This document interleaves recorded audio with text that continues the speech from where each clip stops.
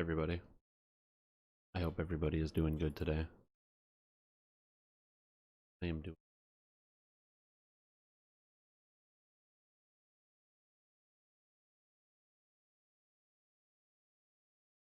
Heal. Wait, what? Wait, DDO is down. Oh, they're fixing the augment thing, aren't they? Oh.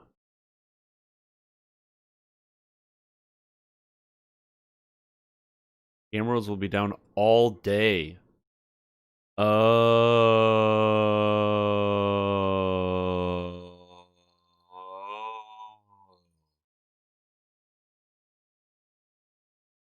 The game is down. Huh.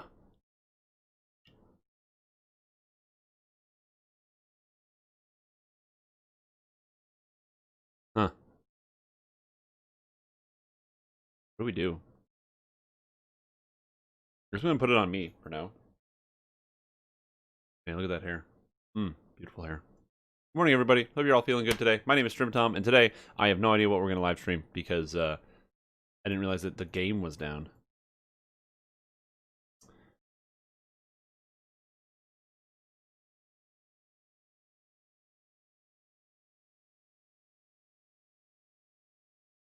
That's cool. If I had known that, things would be different. You hear? If I'd known that. What do we do in the interim? Hmm. Yeah.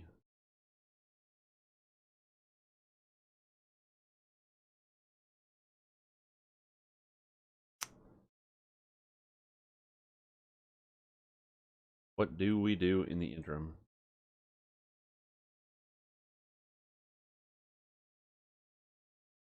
Sekiro? I don't have that installed. That doesn't work. Yeah, but 9 to 1 is like at least 3 more hours. That's so many more hours. That's what I'm trying to think of, like, what do we do? You know? I was planning on streaming DDO today, but I guess I'm not streaming DDO today. Or at least not in the morning. I will in the afternoon, but that changes everything.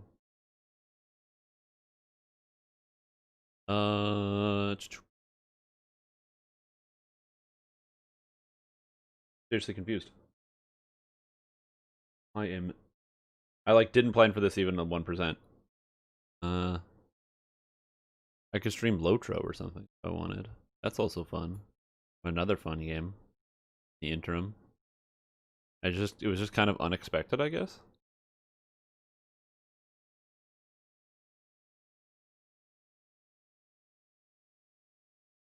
Sure, let's do that. Let's build on that. Let's just do some LotRO, I guess. DDO's down. No, we beat Loading Screen Simulator. That game's over. So I'm gonna edit my title. LotRO till DDO comes back home.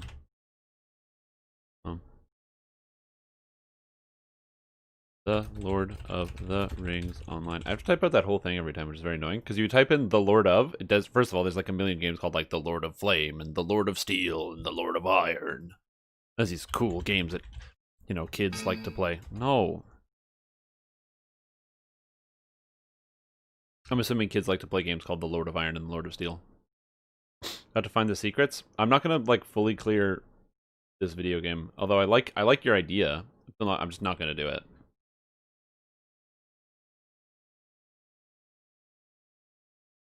But yeah, so I guess this is what we're doing this morning, which is unexpected. Because I didn't realize the game was down.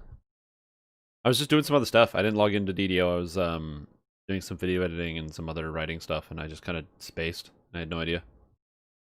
I got no idea. So I have my cup of coffee here. Made some eggs this morning. Had a healthy breakfast. You know, I've been eating a lot more eggs. Eggs are good. They're like cheap. Are eggs good for you? Eggs are a very good source of inexpensive, high-quality protein. More than half of the protein of an egg is found in the white.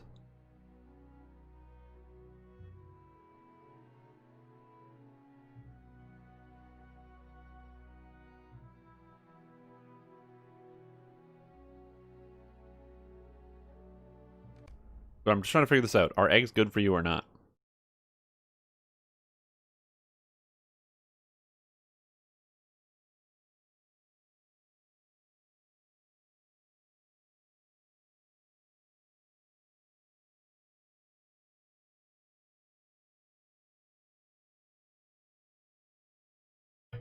No, I'm gonna stay on brand for the most part. I don't want to do like weird diversions away from what I normally play, and unless it's like certain days. I don't want to throw people off. And then somebody tunes in the live stream and they're like, "Oh man, like I've never seen you play this game before, and you're doing it on like a weekday or something." But yeah, it's just I don't know. There's like, are eggs good for you? Are eggs not good for you? I feel like this should be like conclusive evidence. I mean, it's food that we all eat, and lots of animals eat only eggs to survive. Like there's like egg-eating dinosaurs. Now, I fully recognize that I just said dinosaurs, and that may not be totally relevant to the conversation at hand. But you know, whatever. Nobody's perfect.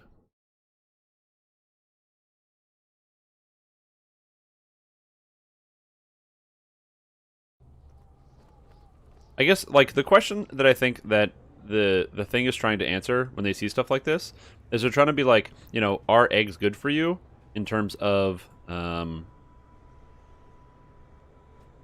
trying to be like, yeah, are eggs good for you to eat all day, every day, for every meal, for everything you do? I think that's just like a weird standard to put on stuff. But like, if I eat some eggs during the week, seems fine.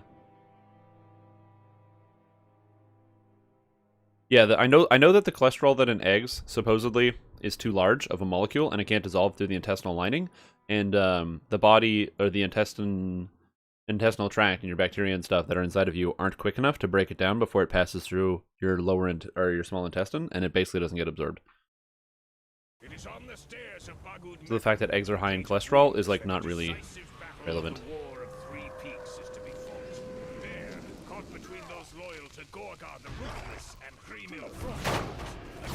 I have no idea what's happening right now. I'm like loading this instance and everything is loading. Oh my god.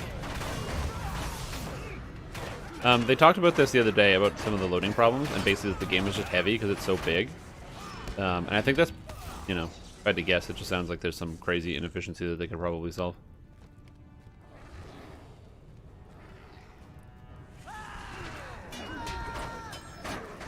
Black licorice and died? But yeah, black licorice sucks. That makes sense to me. I'd die too if I ate a bunch of black licorice.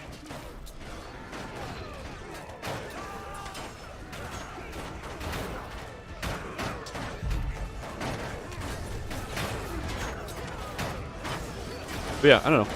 I just like think about it in terms of like, you know, moderation. If I eat a couple eggs, is that fine? Like, I'm trying to think. Like, if you buy a carton of eggs during the week, and that's 12 eggs, does that mean that it's just like I don't want to be like, am I like the healthiest man? Am I gonna? Is it like a superfood? Just like, is that going to kill me? Because it's good protein for breakfast. Yeah.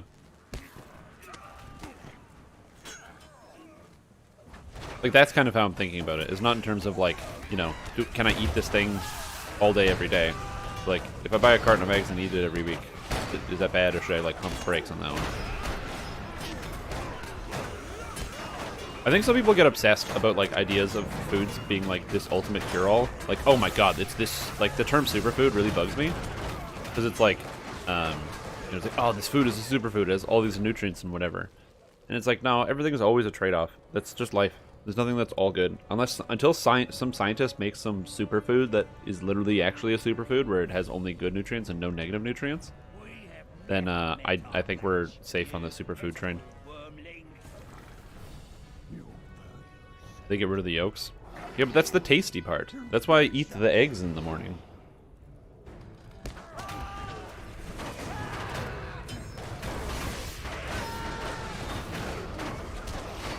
Yeah, exactly. Again, I don't know what the like overall health effects would be on my physical body.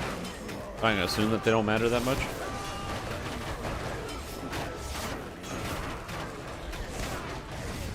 Wait a minute. Why the fuck did I get the bleed? I ripped aggro off the tank and I got the bleed? That's hilarious. I got heartened. Dodge the remorseless strike tank? No, I didn't. Fine.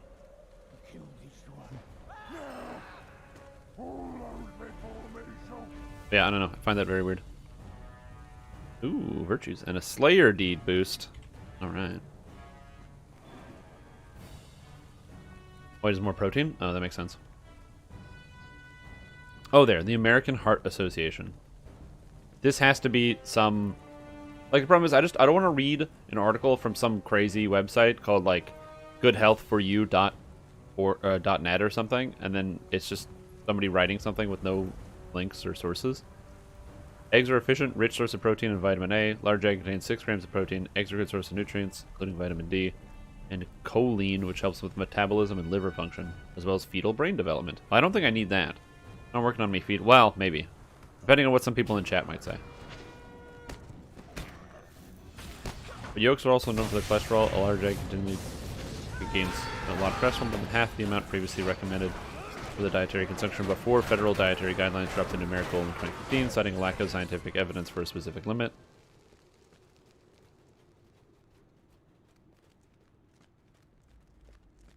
We are probably more embracing of eggs than a heart-healthy dietary pattern than we were 20 years ago, but it's still a source of dietary cholesterol. Eating an egg a day as part of a healthy diet for individuals is a reasonable thing to do. Perfect. That's all I wanted. Is eating an egg a reasonable thing to do to be healthy?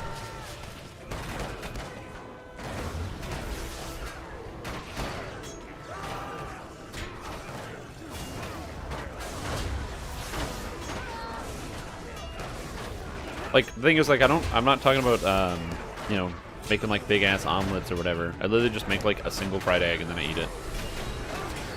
That's what I do. I make, like, a fried egg, and I have, like, some bread and some fruit. By bread, I mean some toast. I put the egg on the toast. I throw some hot sauce on that bad boy. I call it a day.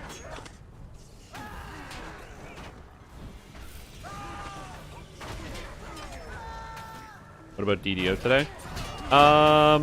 The game is down, so I can't. I was gonna stream DDO today, all day, but the game is down. So I was like, well, might as well do something. Instead of just sit at my computer and mope all day and be like, the game is down. I can't play the game that I want to play. That'd be great content. Me wailing.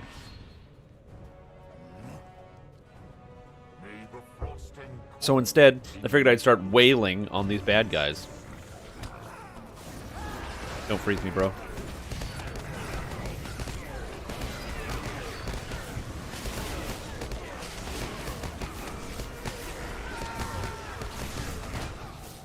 Okay.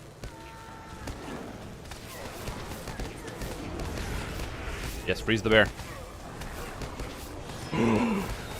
Wait. Oh, he freezed the hunter. Okay, cool. Or the champ or something. I don't know. It wasn't me. That's all I care about.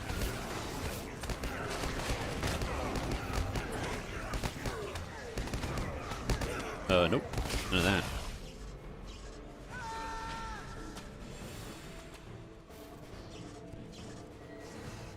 Gotcha.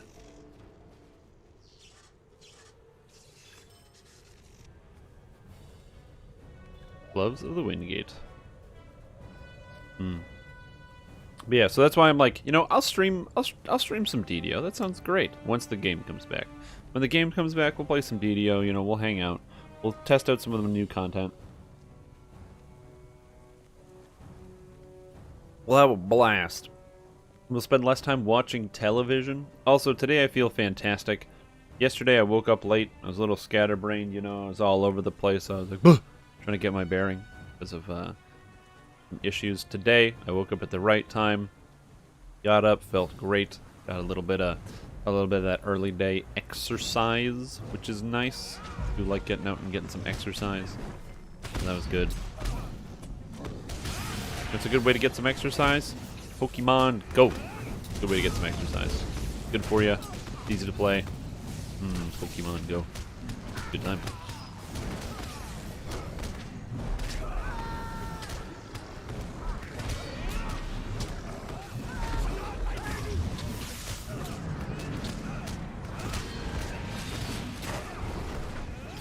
It's tier 1, right? I mean, I know my damage sucks, but it's not my fault. I don't have the gear, man. Still wearing purples. Gotcha. What was my damage there? Probably bad.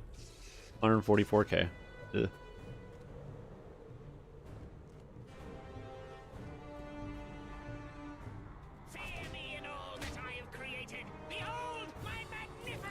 But yeah, I need like a better ring.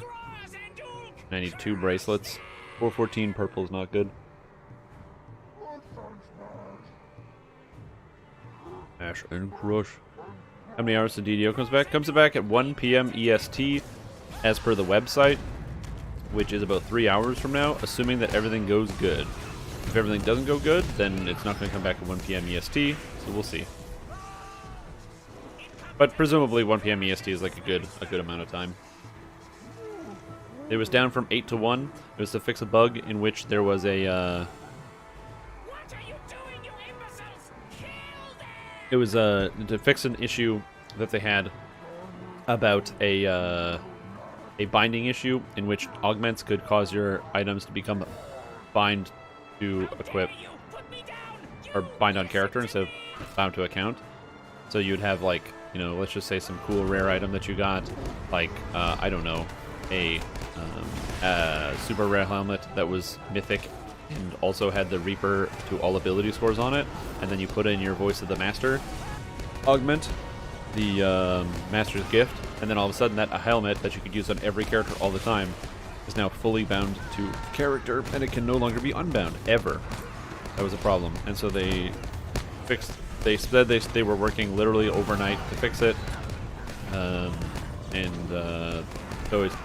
I wouldn't be surprised if literally like nobody, or not, like all the systems people aren't working today, because they were working all through the night to fix that problem, which is like a big deal. You can't have stuff like that. Or, like all of a sudden your character just gets like kind of stuck with a certain quantity of items. That'd be bad. That'd be bad. Okay. Apparently we're doing tier 2. All right.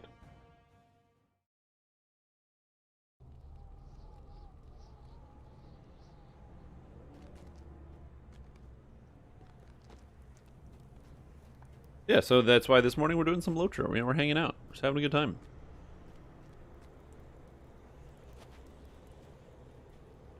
Is that a 24-hour period or is it a daily period? Oh, it's on daily reset at 3 a.m. Nice.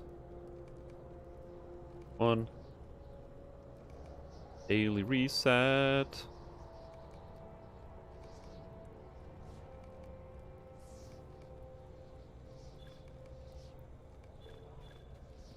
Uh-oh. More dungeons.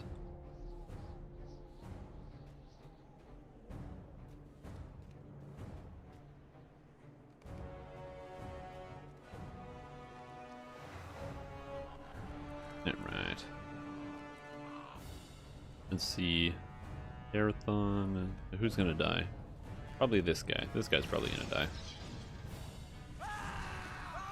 Oh yeah, we already have a healer. A DPS today. I like playing healing on my Runekeeper, but more often than not, people just don't want you to do that.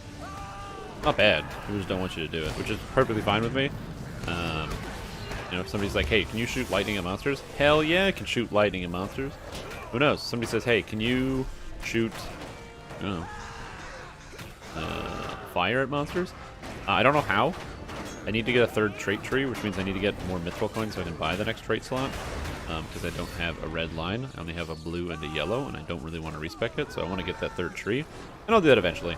I don't have a particular timeline on that. I also don't know how much. I think it's like 1,000 points for 100 coins or something like that, so we will probably get to that eventually. It's like on the list of things to do, but it's not super high priority. Oh, important note though, if I end up getting the bleed in this first boss, so in the boss there's an archer, and the archer hits reasonably hard, and he has a bleed. If I end up getting that bleed on me, which happened to me in the first fight because the tank lost aggro, that's going to nearly instantly kill me because I can't take the damage. Can you shoot eggs at monsters? I wish. I think you can't. Battery pack to juice the lightning bolts? It's not a bad idea. They had the stuff to make batteries at this time, you know?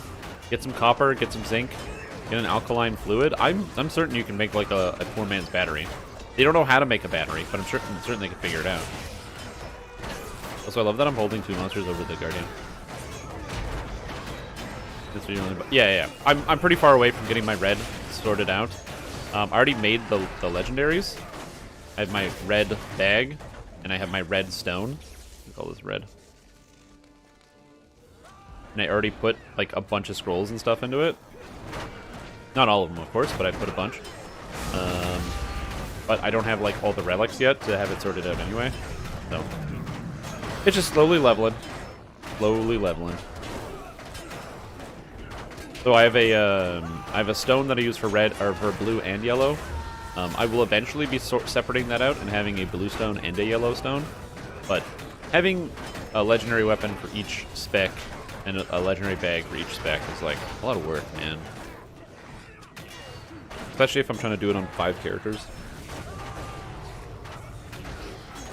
And if I want to level my Guardian 6.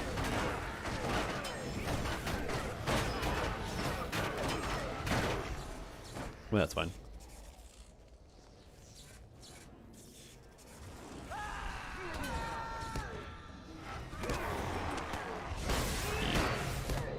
Yeah, I'm not sure about the purchase of Mithril coins. I don't know when they go on sale. That's the thing.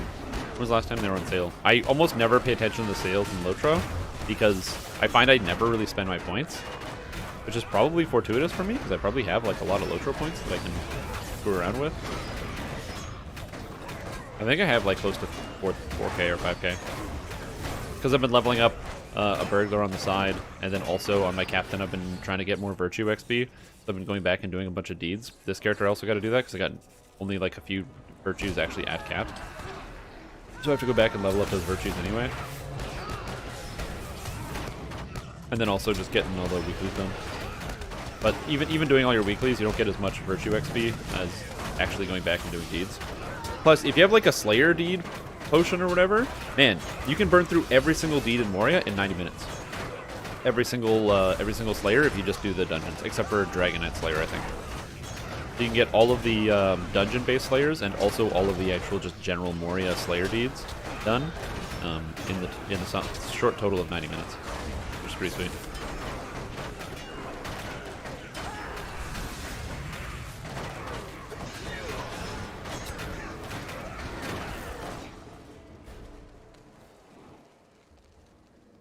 Which I don't know if I did on this character. Maybe. Instances.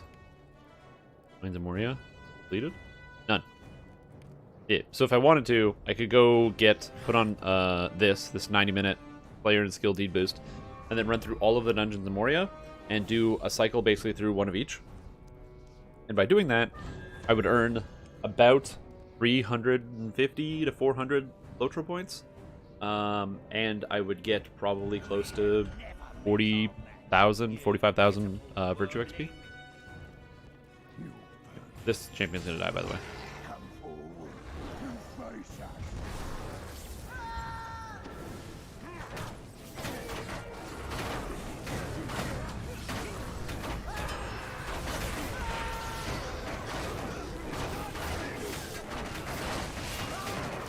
Okay, don't die, Strim Tom. Don't get aggro on the boss. I have aggro on Asboss. Please pull it off of me. Don't bleed me, bro. Good. You did not bleed me. I can't get this long draw. Bro, Bear, you gotta do it. You're gonna die.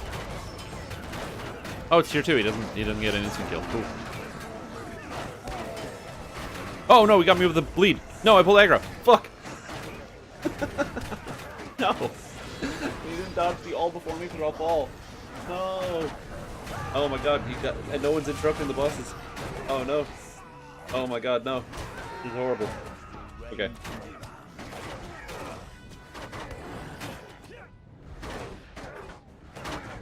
Okay. Get him, Dallo. Get him!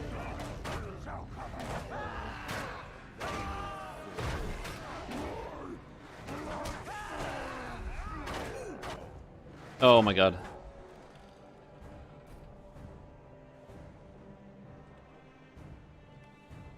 Okay, so...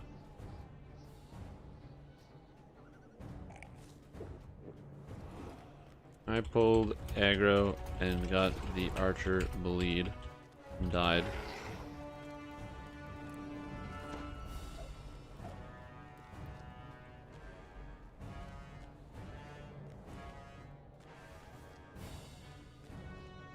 I don't know.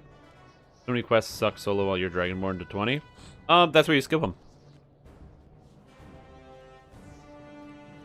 Ogrush says, all who stand before me shall fall. You must not stand in front, or you die.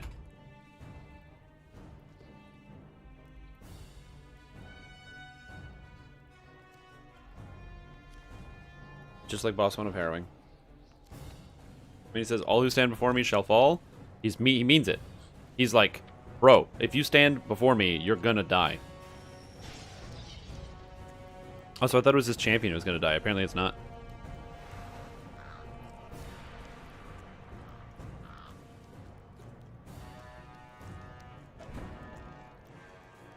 It doesn't matter if we get the bleed. We have a healer. Guardian's not gonna die to a bleed. Guardian's fine. Oh, have I played Shadow of Mordor? I haven't, but I do own Shadow of War because it was free on PlayStation Plus this month. So I have it, and I downloaded it. Maybe after Sekiro would be something to do. Because I'm on Bloodborne right now for Drink Souls, which is coming up this Friday. Which is tomorrow. Yep. Cool.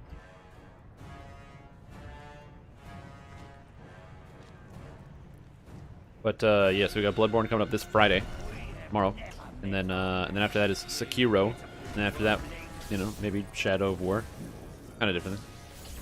It isn't Dark Souls difficult, yeah. Well, Dark Souls, like I said, it has ranges of difficulty. So I was talking to some other people who really enjoy the like the game Bloodborne, and I was basically like, hey, can you give me the 411 on what makes the fact that your healing is based on consumables? What's good about that? And they were basically like, there's nothing good about that. It's not a good feature. It's a bad feature. Got that kick. Long draw is on the bear. Okay, we got it. Good. Also, I have aggro on the on Margaret, by the way. Fuck. Dude, what is happening? Kick him.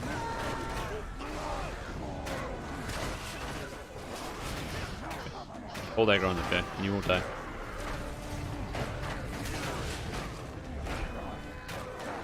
Okay, so our tank is just getting butchered. Kick it! Kick it! Oh my god.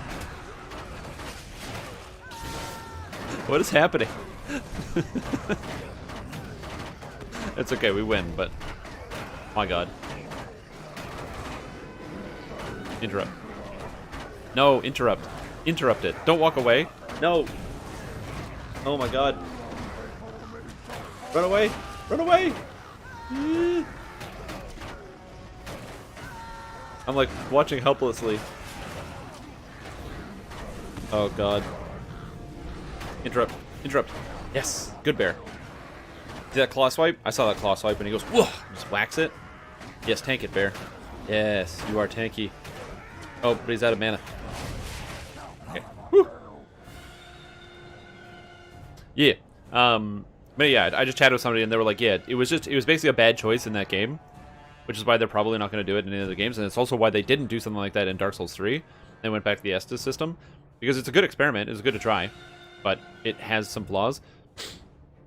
Off camera, I have farmed out about 100 extra potions and bullets, so if I die, I can just refill my inventory. But yeah.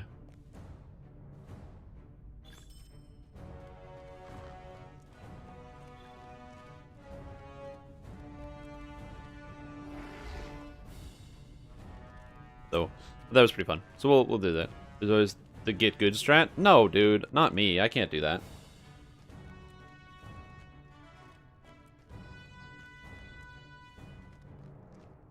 I was tanking the boss basically the entire time, which made me sad. Like, look at my guy. He's like, why did I tank the boss? What happened? The problem with me tanking the boss is that my character is like super not tanky. Not even at my mitigation cap of 40%. Well, not so much that. I try to improve and change up my gameplay, learn the maneuvers of the monsters. But, like, when you die in 2 hits to all the bosses, there's not a lot of room for mistakes. Which, to be fair, makes a lot of sense within the context of the game. It's a very fast-paced game. That's the whole point of it. And which I actually really like. I really enjoy the general gameplay feel. I have no issues with that. Like, I enjoy the how fast the game is, how fun it is. Every individual combat with monsters. I really like the fact that you can, you know, when you're moving in and out of combat, it's all about being aggressive. So when monsters hit you, you're not supposed to run away. You're supposed to keep staying in combat and hit them back to get your health back. That's such an engaging mechanic. It's such a genius idea. Like, you have limited healing, but you can kind of heal yourself if you are still killing people. And to me, that's awesome.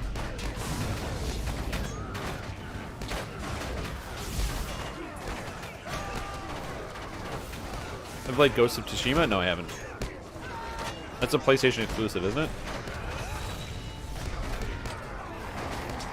Could be wrong.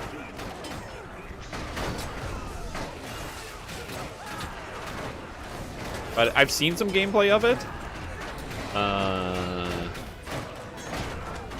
But I honestly don't really know much about it. All I know is a bunch of people played it for like 2 weeks, then I heard nothing about it anymore. It was like it came out, people played it, and then no one talked about it ever again.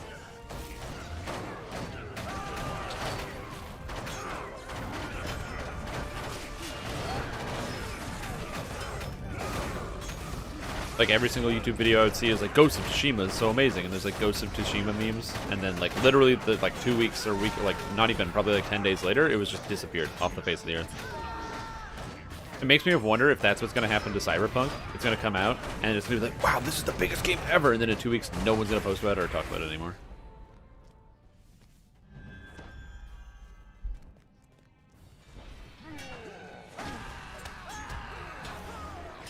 Again, which is not me saying that the game is inherently bad at all. I remember like just seeing it everywhere, and then I saw nothing about it anymore. You never will. It's coming out 57 years. That's true.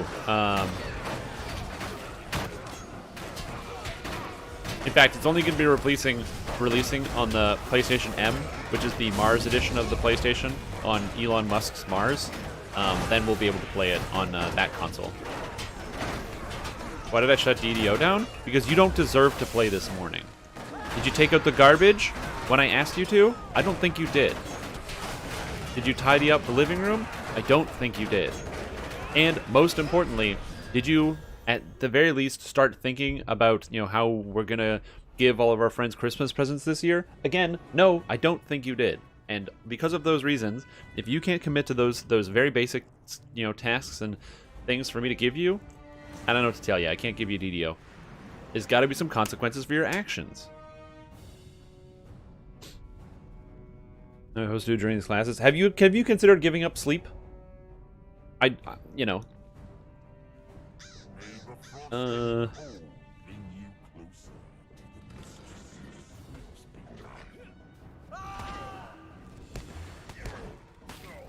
We're gonna die, by the way. What, sleep? I don't know, I read it about in a book somewhere. Yeah. I'm done.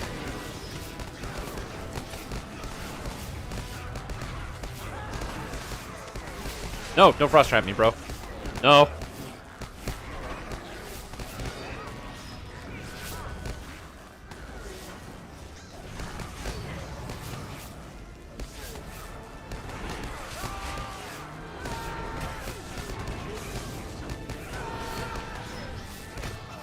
I'll be able to move in about a minute. But I can't move for a minute. Oh, freezing gill. Dodge, dodge, dodge. Yes, they know how to do it. Oh, this is so good. Goodbye, bird. Okay, we may actually beat this. I have to get a DNF on the tank, though. Come on. I'm mashing the key. Let me move. There's a bug where if you get frozen in ice, you're frozen for like over a minute. Oh, did I get the tank lead?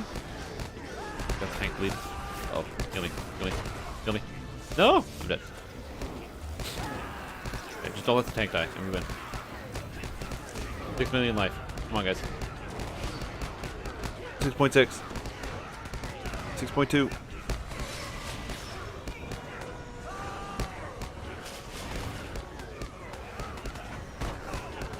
Oh no, one of our tanks is using Blade Wall. Oh no, he just did Blade Wall again. Oh, that's the third Blade Wall. Oh no. It's one of our champions is in the ice block. It's okay. As long as the tank doesn't die, we can't lose. Dodge, dodge, dodge, dodge. Lore Master's dead. Goodbye, Lore Master. Alright. It's fine. Literally, it's all up to Blade Wall, the Blade Wall Baron. Or Blade Storm Baron. Get him with the Blade Storm, buddy. Knock back. Oh. Oh, is that Ren? No, that's Ren. That's not Blade Wall. That's a mistake. Or Blade Storm. That's not fair. Swift Blade. And he is frozen now. Nice. Good job. And the tank died. Patch DDO. Is DDO patching? Is the servers back up? I don't think the servers are back up. No. Game Worlds. Oh, it is patching, but it looks like the Game Worlds aren't back up.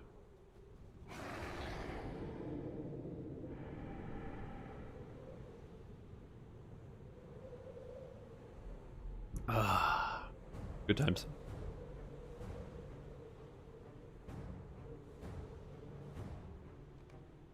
Thank you. Thank you. I'm alive. Feel good. Just.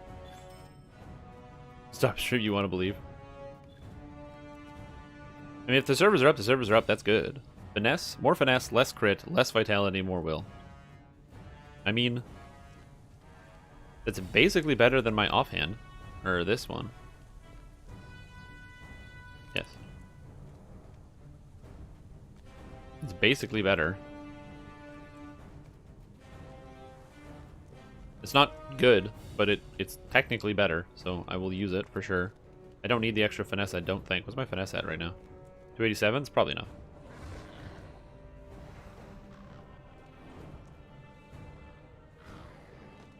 Man, that's crazy. Yeah, so we'll see when patch comes up. But as far as like other games and things, like I said, I try to do that sparingly, so that way I keep the content on brand. It also gives me more opportunities to explore more things in DDO. That's why I want to get in a minimum of 5 DDO days a week, because getting in that time means I can explore out new content and different ideas and other things. Oh, nice. Then we'll probably do that in a little bit then. Go back to DDO, get some Feywild going, man. Oh yeah, talking about Feywild. Actually, I'm not going to do Feywild. I'm going to do Ravenloft, but that's not the point.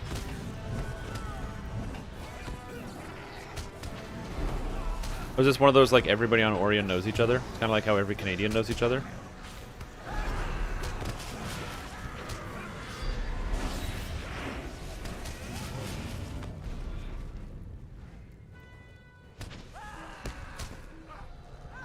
Don't stun me.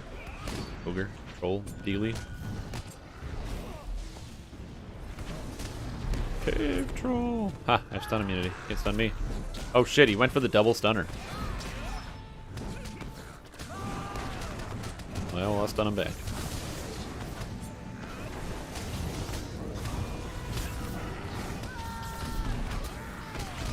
Five Jeweler's Toolkit. That's very, very funny. That they're giving away Jeweler's Toolkits.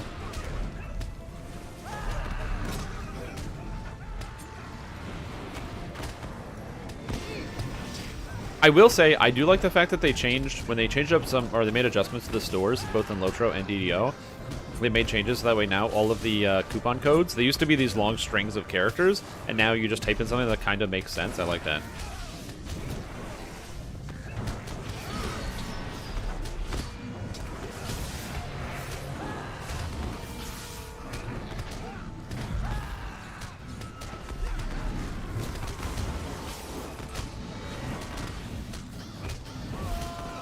But yeah, no, absolutely. It is nice to know other people. I'd like to think that I've played with a lot of different people on Argo, and I don't have a lot of people on my ignore list.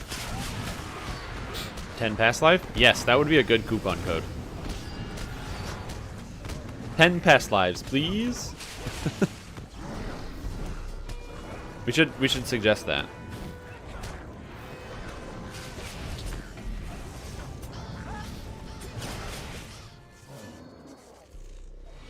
Their battle heals and DPS T1 and 2. Yeah, I didn't doubt it. I was mostly like saying like, is that a joke? Because it's kind of funny that the patch was about jewelers kits and the binding of legacy augments. I just find it funny. All past lives is a real code? Hell yeah, dude.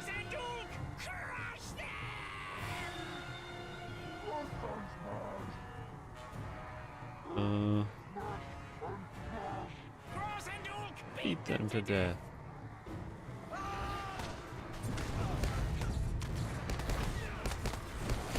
Only Cordovan can use it? Yes, and he chooses not to. It's also a very important fact. A concession rebuttal. Oh, I'm in combat, so it doesn't go away.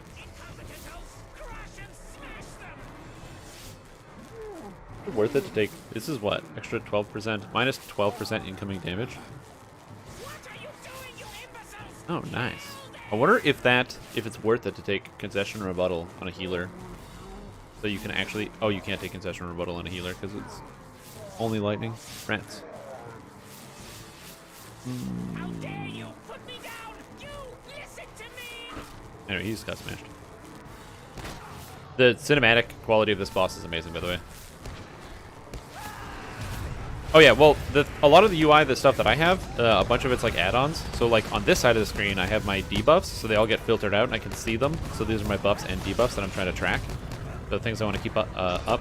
Is, for example, when I cast spells, I can generate the buffs Thunderous Words and Harsh Debate that both increase my damage, so I need to make sure they're up 100% of the time. So if I look to my side and I don't see them, then I don't want to use one of my big skills until I get the proc, because it's a huge increase in my damage. So it's all about like efficiency. On top of that, there's also add-ons. Like I have this DPS calculator add-on. How cool is this? So it tells me my DPS.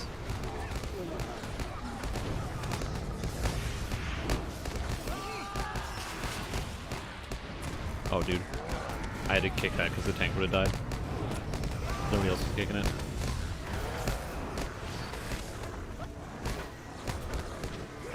Tank won't die to this, but I can't interrupt it.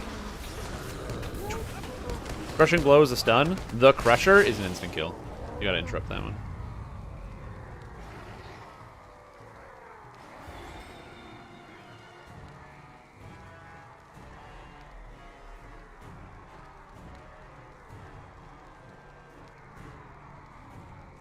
Sweet. Oh, and I got a Solvent. Hell yeah, dude. That's pretty sweet.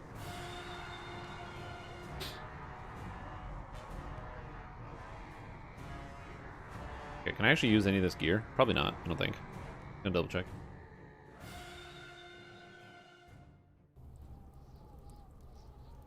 Yes.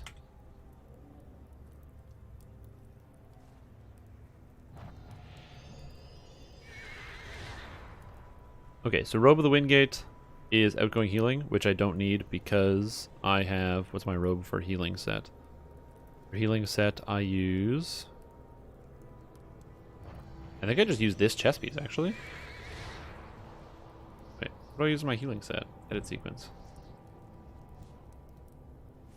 Yeah, I just use this in my healing set, which is really weird. This is just straight up better in terms of healing stats for my healing set, so I should probably use that instead.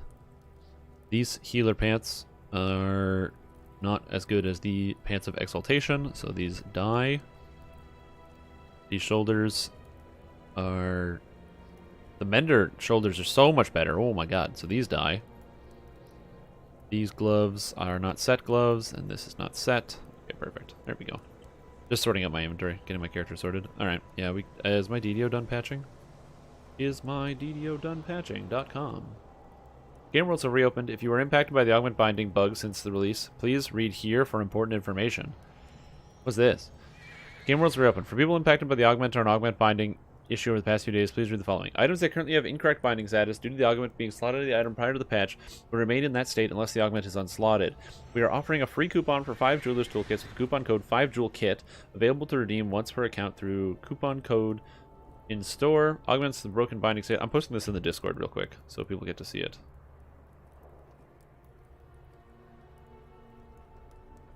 So that everyone can see this.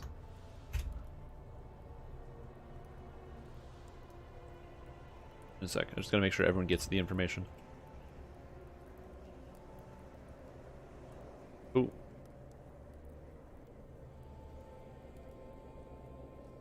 Yep.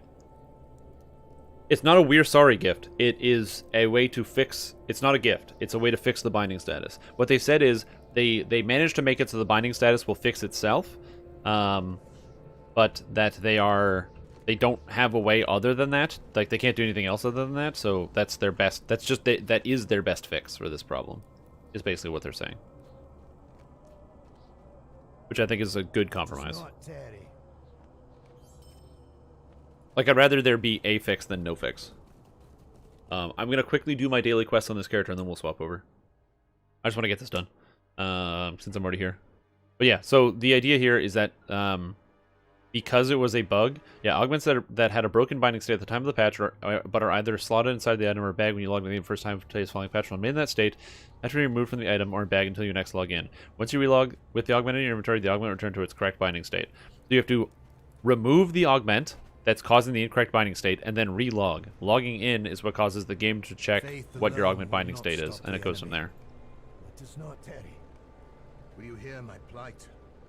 Faith alone will Which is not interesting. stop the enemy. Be wary, my friend. Yeah, I'm just gonna, like I said, very quickly get my dailies done. Because I'm like already here. But yeah, so there you go. So that's the answer to that question.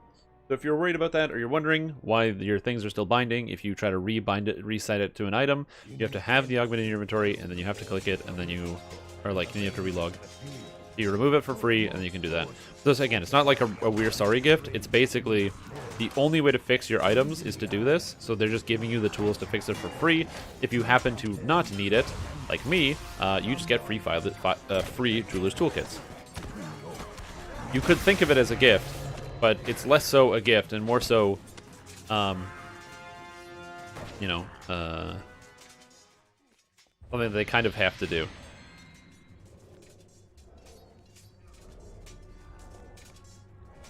Is there festive, spooky, or charisma? No. There's no festive charisma augments. There's intelligence and there's wisdom, which is something. Yeah, exactly. It is to fix the bug, basically. Like, imagine if you like bought a product that was like, you know, a shelf, I don't know, or like a TV stand, and then you install the TV stand as it was supposed to be installed, but then they were like, oh, the screws we sent you are the wrong screws, and now it's going to really, really damage your floor or whatever, because you had to like screw it into the floor. The screws are going to extremely damage your floor if you ever remove them. You can remove them with a special tool, but your floor in your house is going to be forever damaged unless you remove them with that special tool, and we already sent it to you, and you already installed it. And you're like, what the hell? And then they're like, they had two options. Do nothing, or they just give you the tool. They're just like, we're mailing you a new tool so you can remove it from your floor if you need to do that. That way you don't have to pay for like the cost, the expense.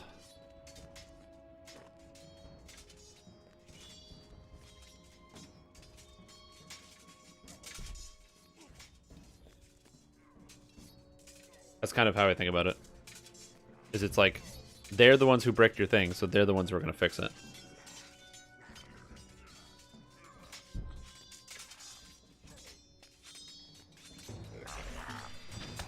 Yeah, I'm really excited to put out this sorcerer build. One, because I'm having a lot of fun, and two, I'm very excited to move on to something else. Even though I did just use like 8 sentient or 9 sentient toolkits to move my my sentient jewel over to a new two-hander, I'm fine with that. That's fine. I don't care too much about the cost or the opportunity cost. Am I reincarnating today? No. Probably Friday. Friday or Monday. Friday or Saturday, actually. I think Saturday I'm streaming during most of the day. And then I'm not streaming in the evening because I have fun plans Saturday evening. I'll be at my computer, but not the point. Yeah, Saturday it's 11 to 7, so I'll be streaming for 8 hours on Saturday. And then tomorrow I'm streaming for 12, so you'll be able to see all that. As you mentioned Friday earlier, just wasn't sure. Yeah, no, well, I mean, we definitely could. I don't know. I have like a bunch of quests I still want to run and test out some stuff. But I'm almost done running every single quest at level 130, or like level 130 at Reaper 4 to Reaper 6, and running every quest all the way up to Reaper 6 means that I've got all the Reaper XP basically. So I might as well reincarnate. I've earned about 500,000 Reaper XP just this life. So, and next life I'm not going to be able to earn 500,000 because I'm going to probably be playing as a Warforged Artificer or just a half-orc fighter. I kind of want to do half-orc fighter, and the reason is, number one, I already have my Torn built, which is pretty cool, and so then I could literally, without having to swap out any gems, take it all the way to level 30 and see what it's like. And two, it's just because, also see the comparison, what happens if instead of playing a magic-using two-hander character, you play just a pure melee two-hander character? What's the difference? Is RK a fun class? I love Runekeeper. This character is super fun. One of my favorite things about Runekeeper is that the Lightning is a spellcaster who moves around all the time. For me, movement in combat is really like just an engaging part of the game. Being able to constantly shift where you're positioned, so that way if a boss is casting a spell, or if I want to line up an attack to hit both monsters at the same time, if I have like a special attack, for example, this like Static Surge is like a cone in front of you, so you're trying to like get an angle on people. Or if a boss uses an ability that you have to get out of the way for. Again, all of these things I really like. So I like that a lot. Because it's better to stand still. I hate standing still, dude. I'm fidgety. I'm a very fidgety player.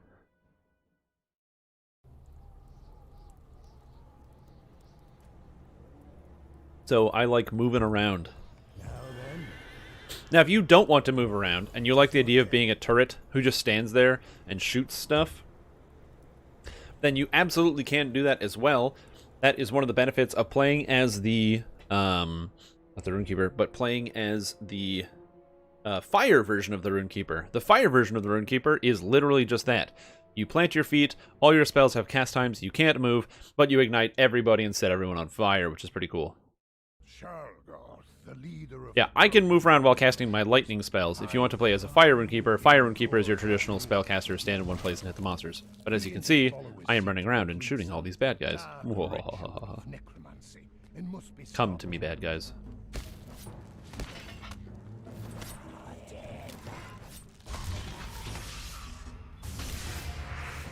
I can like literally back away and hit these guys. I don't have the quests. Why don't I have the quests? That must be a bug. BRB, getting quests. But yeah, so the Runekeeper can move around, which I really like.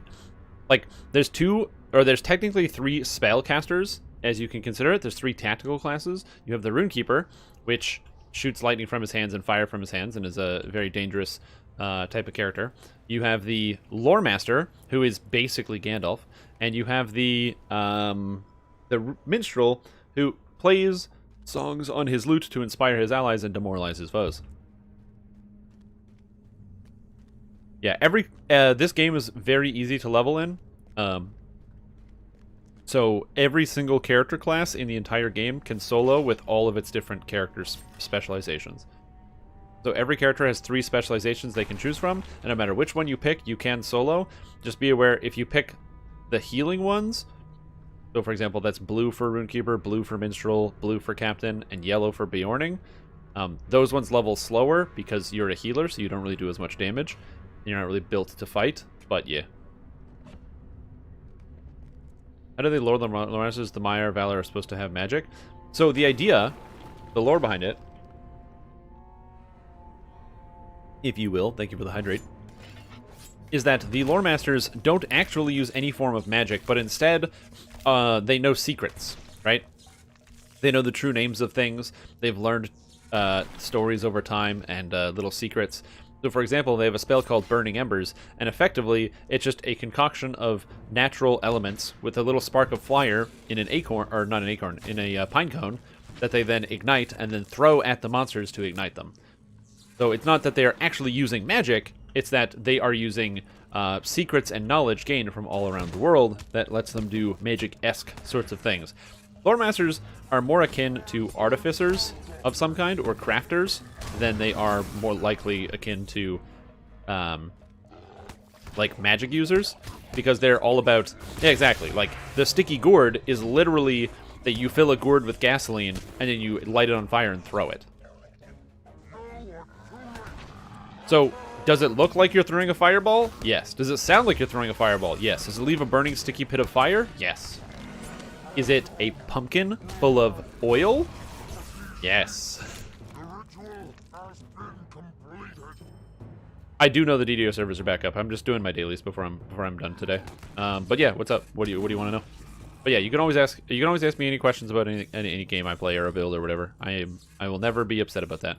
Although I appreciate your courtesy of asking first. Yeah, Lore Masters are cool because they have lots of magic and they have pets. Runekeepers are cool because they have lots of magic and they... which sounds like I'm making a joke, but literally that's what they do, is you just start shooting out energy at people and killing them. And, it's like this guy, I'm like...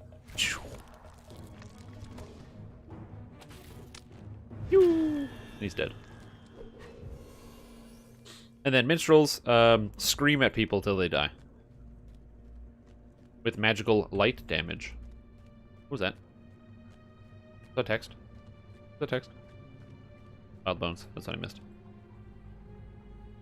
So yeah, that's the idea behind the Lore Master. And then they get sword and staff, so they can dual wield a sword and a staff because Gandalf did it in the movie. So that's why you can do that on a Lore Master, because it's just cool as shit. And people are like, I want to do that because Gandalf did it in the movie. So again, the Lore Masters are not wizards, but they can learn a little bit of beast speech. They can learn a little, so you know they can't, you can't command like one of these greater flying eagles or anything to do like that, like Gandalf does, who's like a friend of theirs. But you can learn a little bit of beast speech to talk to some bears and some other stuff. But yeah, they're just basically those who studied the craft of the Maiar, I guess. It's sort of like the idea behind the Lore Master. And then the Lightning Storm is the only spell I think you can't... There's no way to call it away. Basically, the idea is that you're supposed to use magnetic rocks, essentially, to call lightning from the sky. But it's straight up just magic, and there's no real way to get away from the fact that the Lightning Storm is straight magic.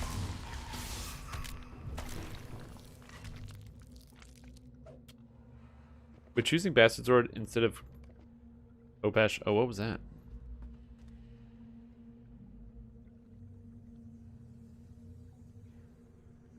Is that on my computer? Weird. Instead of Corpus Pork Manage, I have a bunch of bastards with the character I'm doing. It won't break your damage. Your character will be fine. You'll just do less damage. As long as you're fine doing less damage, it doesn't matter. Runekeeper is really fun to play, but is one of the less popular classes right now. It's not like it's an unpopular class, it's just one of the less popular classes because the majority of people that are playing different stuff. They make really good healers, they're super fun to play to move around, and their DPS specs are all like strong enough, so they're all really fun. The Lore Master is required in every single raiding group if you like doing groups like that, because they do a whole bunch of debuffs on monsters. Nobody really can play them so much as damage characters because their damage is a bit behind other classes. So for leveling, you won't notice. By the way, this is all for like endgame. For leveling purposes, all these characters are perfectly fine for leveling, and you will never notice any of their shortcomings while leveling. But yeah, it's just the primary role of a Lore Master in a raid group is to debuff monsters, with damage being a very distant secondary role. And then, in terms of Captain is my favorite class in this game. They are the slowest levelers by 100 miles. You will not die as a Captain. You have tons of heals, self-heals. you know, you're strong. They wear heavy plate. They are very durable, but they take forever to level because they are the lowest damage class in the game. However, they're also required for every single raid in the entire game. They're the best tanks by, like, the biggest margin probably ever in the video game. They are so much better than every other tank. It is astounding. They their damage buffs are so strong. They're the best damage buffs in the game, and every single raid group brings one. So there's pretty much 2 captains in every single raid group. As a result of this, captain is the most desired class in the entire game. However, it does take a little bit longer to level because, as I said, they are the slowest levelers as they have the lowest DPS. This doesn't make them bad. It just, and especially if you have no reference for the speed of leveling, you won't really notice. But if you go from like Hunter, which is the fastest leveler, and then you swap that into, and you go from that to Captain, you'll really, really notice the difference. But if you just play Captain, you won't notice. Yeah, I feel invincible on the Runekeeper. Runekeeper has so many neat tricks and tools. You got like stuns and mesmerization effects and all sorts of stuff, and self-heals. There's like so many different tools you can use to keep yourself alive on Runekeeper. I love it.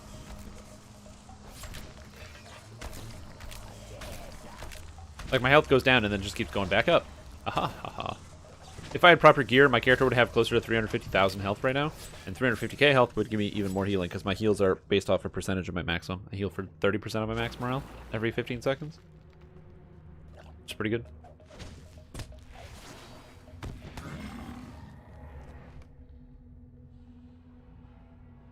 What's this?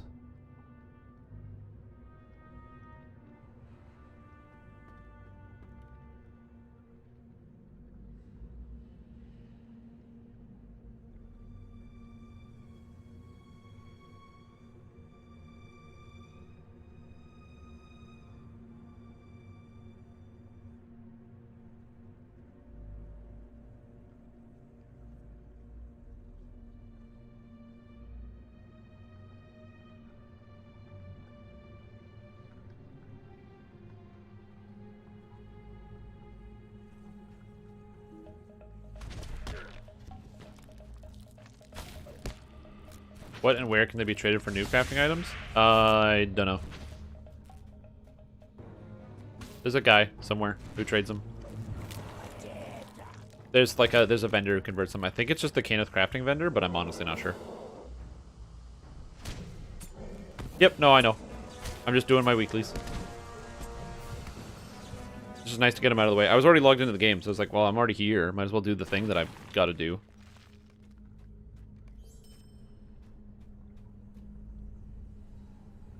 You know, get some stuff done and squared away. That's what I'm all about. Get organized. Plus, also, I like doing this dungeon because it gives me lots of ore. And the ore is really, really important because you need it for crafting, like, everything. And also, Ithalharn shards. It's funny, I have way more Ithalharn shards than I need because I have so many Ithalharn shards for crafting those Elder Slade supply packs, but I don't have enough ore to craft the Elder Slade supply packs, so I can't get a lot of the new relics and runes and stuff. I need to do that. The new crafted relics. Because I need... For this character, I need 3. One for the bag, or one for each of my bags, and one for my weapon, and then all my characters need crafted runes. Need more materials. Oh! Boiled egg beat classic. Yeah, exactly. Does strike through apply on hits? That's the only time it applies, so yes. When you attack monsters, you do strike through. That is correct. Alright, so for those of you that are watching for Lord of the Rings Online, I'm very, very, very sorry. We're about to swap game to Dungeons & Dragons Online, my namesake. Because that's what they call me. They call me Strim DDO Tom. They don't call me that. They could. They don't. Yes, it applies to everything. Strike through is a full hit. It is not a partial hit. It is not a pretend hit. It is not a in-between hit. It is a full-on, guaranteed, 100% hit them in the face, do a bunch of damage, hit.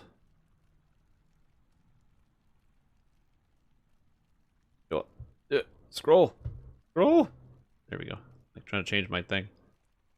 Video. So if you watch Lord of the Rings Online content and you're like, wow, this guy's cool and he knows a lot about the game, and you want to learn more about the Lord of the Rings Online, I stream Lord of the Rings Online every single Tuesday, and I will just answer any general Lord of the Rings Online questions you have at any point. I'd like to think I'm very knowledgeable because I do the raids.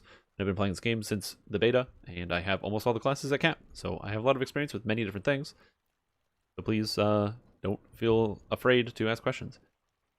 Yes, if you have a paralyzing weapon, you can just paralyze everything. That is correct. That is how that works. Okay. I'm going to load my character, and I'm going to quickly go grab another cup of coffee. Because I made a whole pot, and I want to drink a whole pot.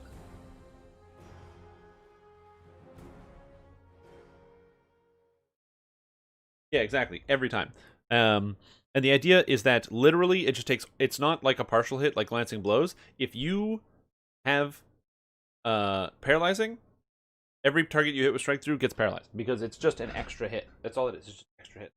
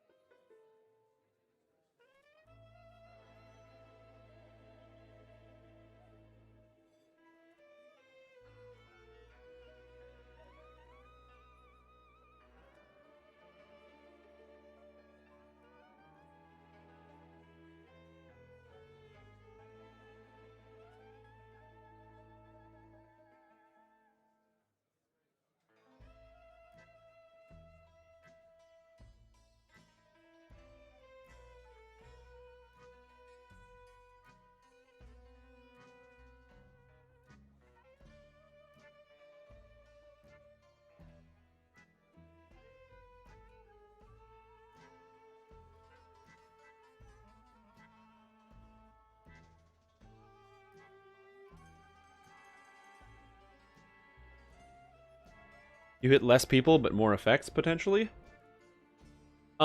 Yes, well, okay, you might hit less people, but there's not really that many scenarios. I mean, I guess there's some scenarios, but strike through is basically always better than glancing blows was in all cases, because it's important to note that glancing blows did not do what they did before. So consider this scenario, right? There are 5 monsters in front of me. Swing. I hit the first monster, and I do, let's just say, every time I hit, I always do 100 damage, and my great axe is a times 4, which it is. When I crit, I do times 4 damage. So my regular hit is always 100, and I crit, I do 400. Okay? I swing my great axe, and I hit all of the monsters that are in front of me. With the old glancing blow system, I hit for, I glancing blow 50% of the damage off, let's say. So I go, swing, I hit one monster for 100, and then I hit the rest of the monsters for 50. Because that's how glancing blows used to work. So if there's 5 monsters in front of me, 100 to the first guy, 50 to all the rest, or a total of 300 damage. Now I critically strike. Whoosh. A critical strike. That's with all the feats, you're at 50%. Now, if I critically strike, whoosh, like so, then I hit the first guy for 400. Now you might say, okay, and then 50% of that damage goes to everybody else. No, no, no. It is 50% of your base damage. 400 to the first guy, and 50 to all the rest. So now it is 600 damage total that I did. Cool. So let's imagine the same thing. Strike through. With strike through, if you have all the feats, you hit 3 targets. So, on a regular hit, one single hit, boom. If I do 100 damage, I hit 3 targets for 100 damage. This same amount. Now, if I hit again and I critically strike, I do 400 damage to all 3 targets, which is 1200, which is double what you were doing with glancing blows. So right away, you're doing already double on anything that is not a basic attack. And also consider, if I'm playing a character that I'm doing right now, like this Eldritch Knight, Eldritch Knight has a damage on hit effect. This does not propagate on glancing blows, but it does propagate on my actual attacks. So if I hit monsters for 600 damage, which is about how much I do with my lightning, that hits all the monsters instead of just doing 50 or whatever my base damage would be.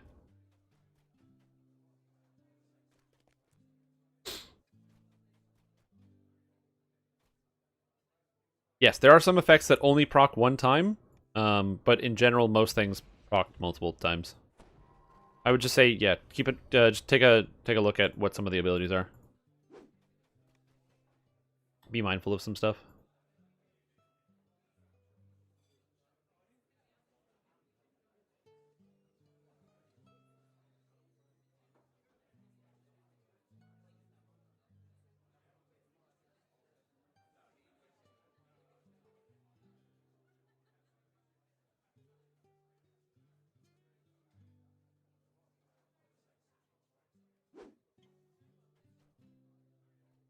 Alright, sorry, I was reading something important on the guild thing. Yes, two-handed weapons have changed in such a way that they are significantly more powerful than they used to be.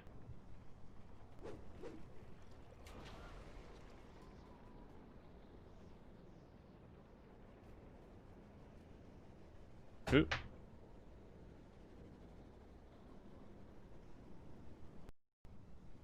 Okay, so in theory, this is going to break my settings, so give me 1 second here. Oh, sound.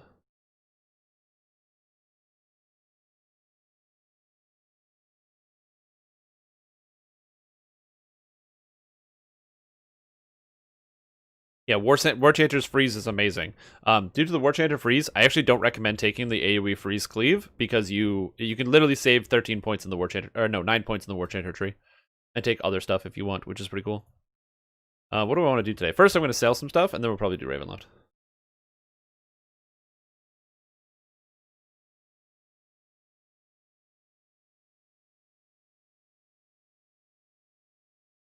Yeah, the strike through is really good for allowing you to propagate like many different attacks. So I highly recommend it.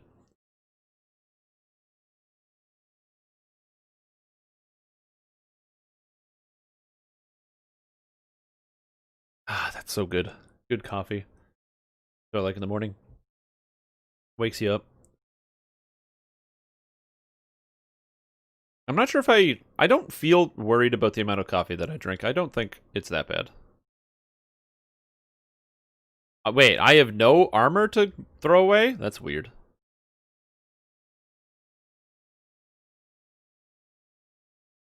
Wow, didn't expect that. Also, you guys are like, oh man, how can you not worry about accidentally selling some of your weapons? I don't worry about it, because I just know I will at some point. At some point, I'm just going to sell something I don't want to sell. It's going to happen. Do you need memory of Taylor's duress? Oh, whoops. I don't think you do.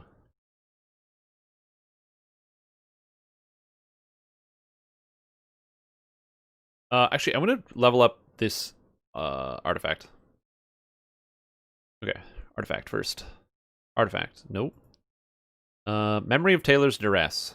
I don't think this is used for anything, but yeah.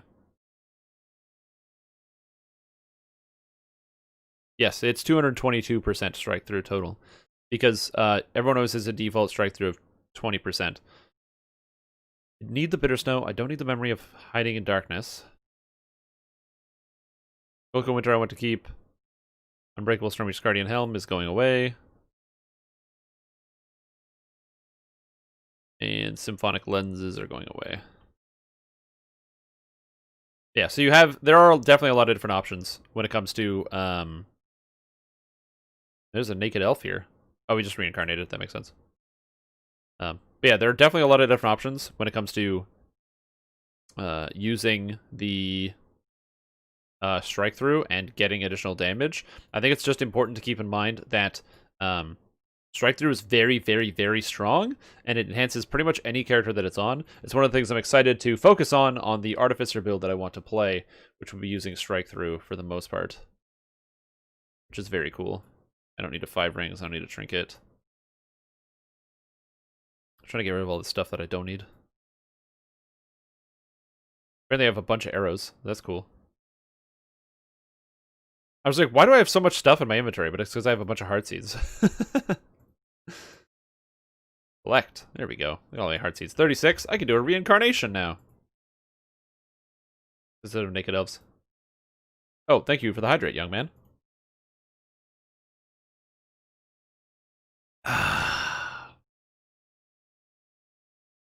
I still don't need if I need this, or I don't know if I need this memory of Taylor's duress.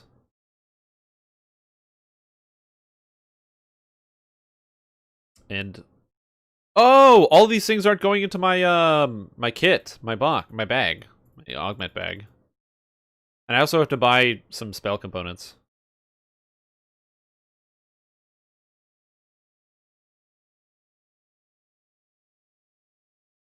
That explains that. Where's my augment bag? Also, the cat is very bored. She just came to my room and then lied down outside my door and was like, do you want to play? Like, no. She left. It is 42 heart seeds, but I'm gonna get more. The weather of Asgard? That's a great question. I don't know what the weather is like in Asgard. Yeah, that's probably a good idea. Okay, I need balls of bat, guano, and sulfur. I need like 600 of these. And we need to grab the level 5 components, which is crystal cones. And let's get Asgard.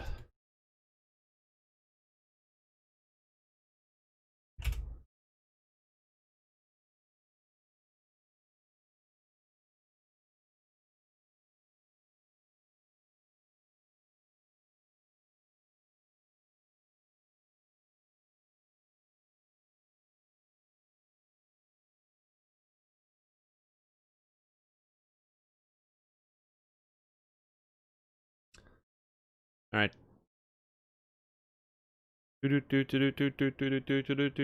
interrupt this broadcast to bring you the weather.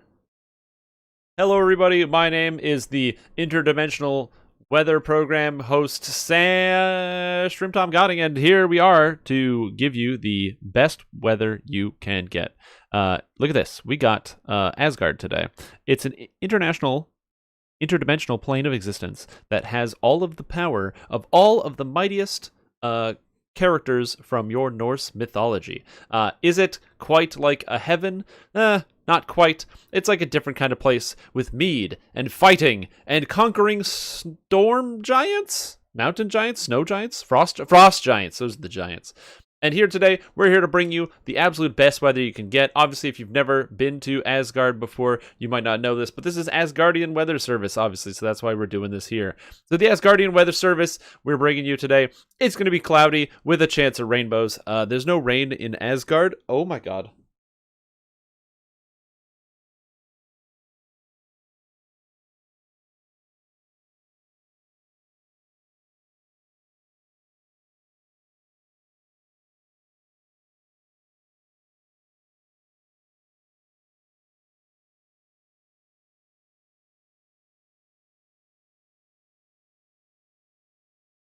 I don't know how to describe how I feel, but I'm very short of breath right now. And my heart's beating crazy fast. Like, really fast. And I can't really breathe. I'd say I need to sit down, but I'm already sitting down. Whoa, whoa, whoa, whoa, whoa. Like, my heart's like this right now. Whoa, whoa, whoa. Okay, I'll be right back. I gotta go take care of this really quick.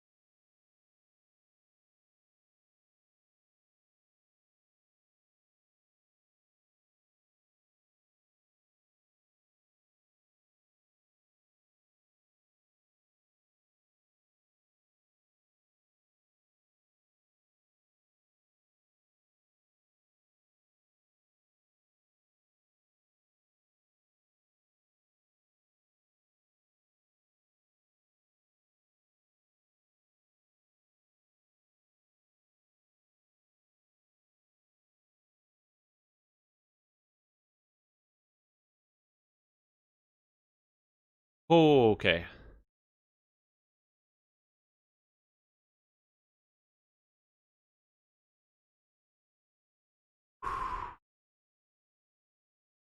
Hello, everybody.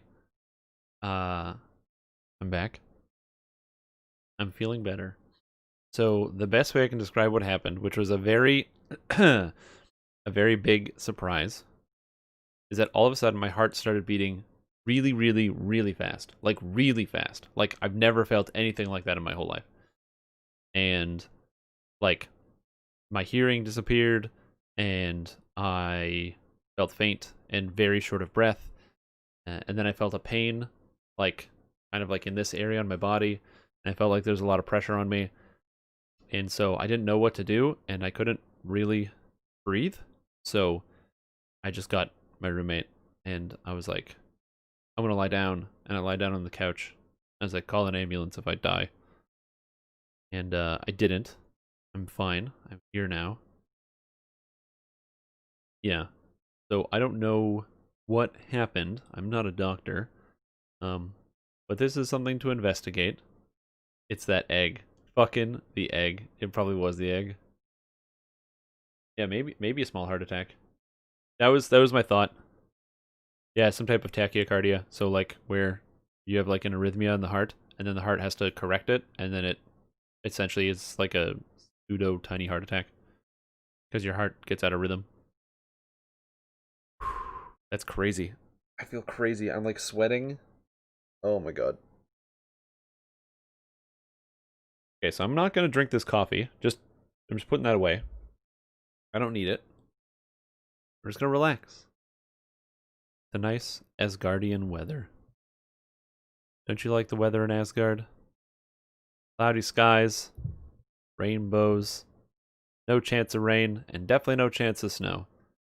Yes, I'm gonna organize a visit to a doctor. That was very, very scary. I don't think I've ever felt anything like that before. So yeah, so I'm gonna be 100% scheduling getting an appointment sorted out with a medical practitioner. Absolutely.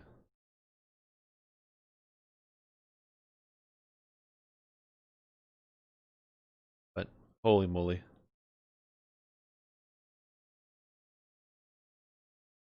I don't know, dude. That was just so dramatic. Ugh. I felt confused too. Like it was before it even happened. I felt it getting confused because I couldn't I couldn't even do like my weather broadcast. I was stuck. Like my brain wasn't working. I couldn't even pull it up. I was just straight confused. It was like weird. Oh, okay. Anyway, gonna chill. Gonna chill. Yeah, I feel fine. I feel completely fine now. Other than a little tired. I feel suddenly very tired. But that's about it. So we're gonna relax and take it slow today. But still. Ooh. And then I'm gonna set up an appointment or something, like a doctor's appointment. Anyway, that's the weather from Asgard. It's so beautiful, you might have issues with your heart. Oh, jeez Louise. It's so hard to describe. That was so crazy. I had so much, I felt like this insane amount of pressure. I've never felt like that before. And I think I'm healthy. Like, I'm not overweight. I've pretty much lost all of the weight so far that I've gained during quarantine because I've been just eating pretty lean and healthy every day for months. And I've also been careful to make sure I am eating uh, good food. So I haven't been I have at most 2 cups of coffee a day, at most. Usually 1 cup of coffee. Um, I'm drinking, water all day as much as I can. I eat a balanced diet, very low sugar. Like I eat sugar around Halloween, but outside of that, I don't do anything.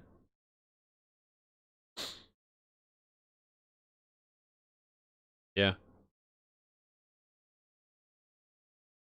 Oh, that was crazy how that happened. That was very sudden too. It was just like, boom, and my brain just flicked. So we're just gonna relax today, you know? We're gonna relax and have a good day today. I'm gonna do my daily dice rolls and try to be as low pressure, low stress as possible. So if I sound like I'm talking a little bit slower and a little bit more reserved, that would be exactly why. Don't you have a glass of cola every day? Dude, no. I do not drink a glass of cola every day. I only have cola when I am drinking alcohol. I basically don't have any cola at all during the week. Yeah, Reaper 9, exactly. That's a good call.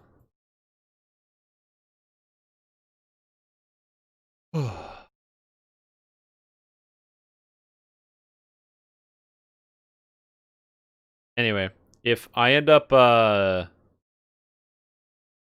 hey, what's up?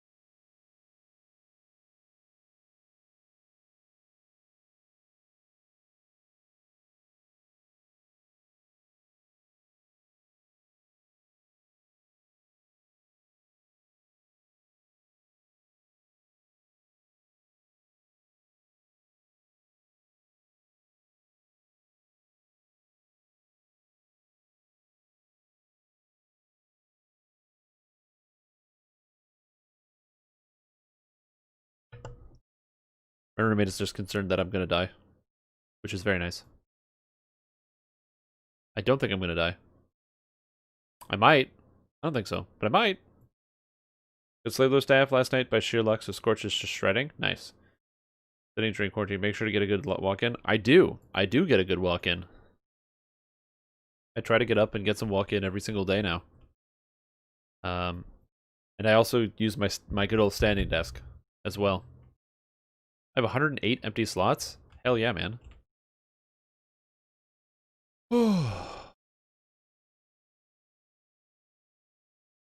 Man, if I die, content. That's true. Death on camera is good content.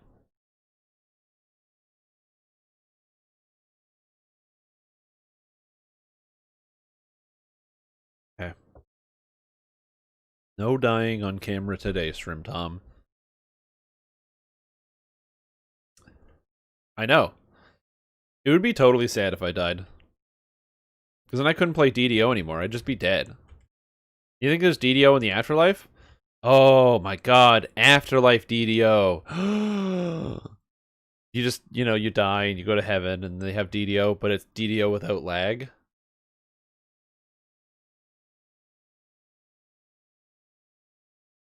Yep. Yeah, probably. Because I can schedule an appointment with my physician. They do it online. I'll just do it now. I schedule an appointment. See if I can get something for tomorrow.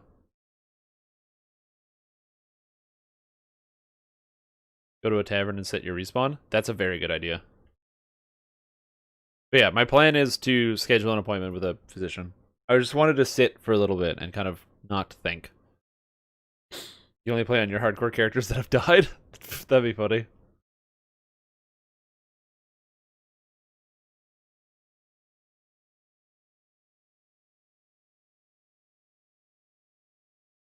About D&D where you get to pick two classes because OP, why not for fun style? Yes, that's called Gestalt characters. A Gestalt character is two classes in one. Gestalt characters are very, very, very strong. I have played in one game which involved Gestalt characters that I was allowed to play in. It was a 3.5 game. And in this game, I made the most powerful character I ever made. I made a cleric and fighter combination that was a dwarf. And the dwarf side of it used the prestige class Dwarven Defender. So I had a cleric that had upwards of 40 armor class. Against giants, 44. Against opportunity attacks, 44. So against giants and opportunity attacks, it was 48. And I had all of the healing spells. So I would just walk into combat, provoke attacks of opportunity, monsters would blow them on me and miss, and then I would just walk up and heal people, and nothing could kill me, basically. I did die, because I had a fortitude save of like 20, 25 or something, and I rolled a 1 against a Finger of Death, and I instantly died. It was like the second last game that we ever had in that campaign. And I literally rolled a 1 against Finger of Death. And I was like invincible, and I never got below half through the entire campaign. My character was so strong and so durable. And then I rolled a 1 against Finger of Death and ate it.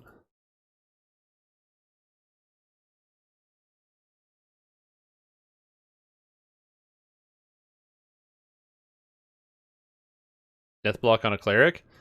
Well, you don't expect, like, pen and paper, you don't expect to cast Death Ward and stuff all the time. Death Ward's a good spell, but you can't have all your buffs up in pen and paper. You're like traveling, you don't know what's gonna happen. Nice, congrats on the Gibbers Blade. That's awesome. This guy's name is Electric Eel. That's awesome. That's a cool name. Oh. I'm trying to pretend I'm not stressed. Okay, I'm just gonna set up this appointment real quick.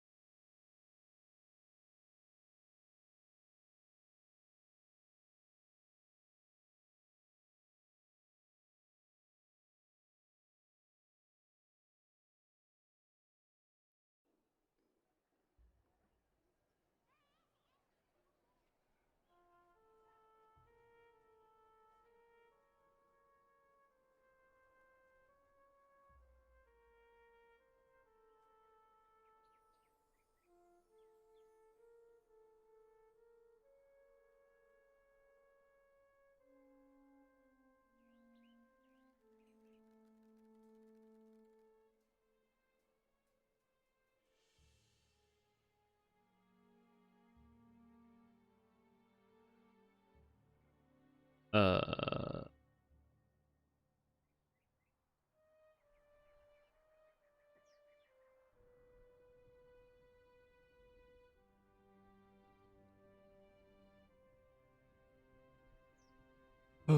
Big salsa slippers, just give me the damn belt. No, you can't have the belt. I'm very sorry. But you do not deserve the belt.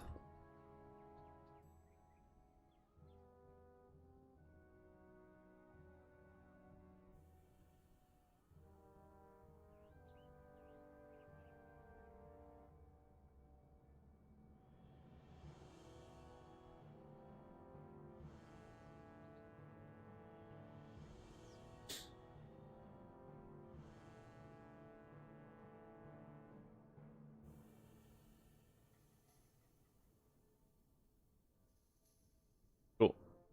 Alright, I have appointment for tomorrow morning.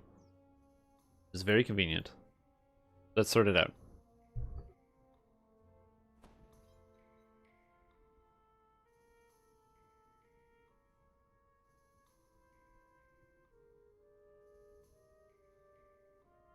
Okay.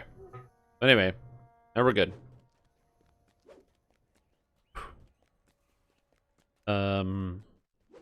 What twist did I take on the Eldritch Knight? This character, we twisted Sense Weakness, Tsunami, A Dance of Flowers, Dragonhide, Extra Action Boost. If you were to skip out on anything, I would skip out on A Dance of Flowers. And then after that, probably Dragonhide, because you really want Sense Weakness, Tsunami, and Extra Action Boost. All of these abilities are very, very potent. Oh, God.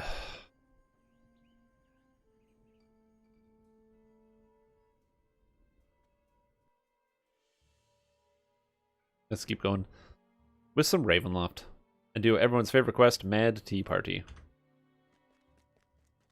But yeah, Gestalt characters are weird.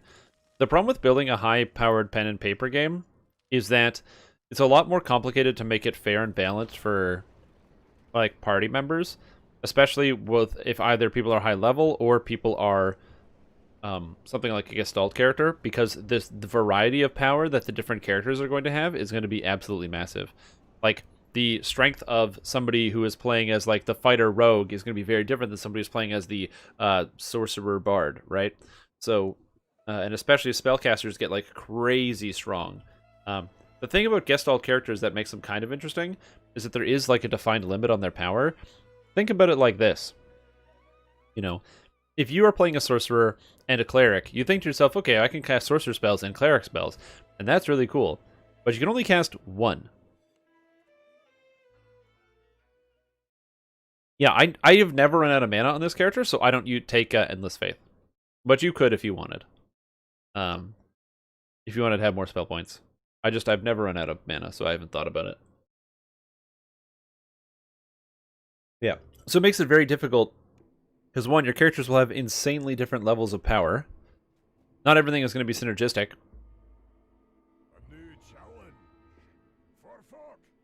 It's, like, complicated.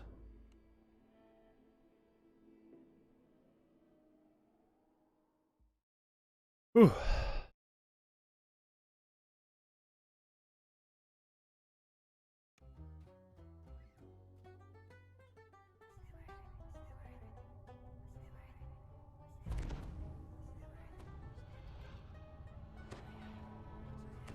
Or a little more mana. Yeah, if you're playing as a wizard version, then it's going to be very different, I think. Because you don't cast the spells as fast. So having more mana is probably good. I have 4K without even thinking about it. Back to mental toughness? Yes, it does. If you want to have more mana, you can get that as well. It does stack. Man. Lady Boktor and Baron Valakovich are plotting each other's demise. Can you afford to side with the lesser? This should be okay. I don't see this being a problem. Oh yeah, I gotta turn the volume up. Can you tell which one that is? There we go. According to Lady Like, why can't I hear Boktor, anything? this secret passage leads straight to the Baron's manor across the way. I'm gonna turn the volume down just a little bit, actually.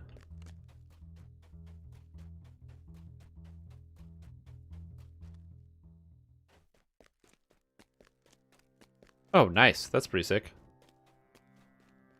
Yeah, my Meteor Swarm costs 35. Not bad. I do like having a 35 cost Meteor This Swarm. must be the dungeon under the Baron's manor. It appears he has already taken a couple of prisoners.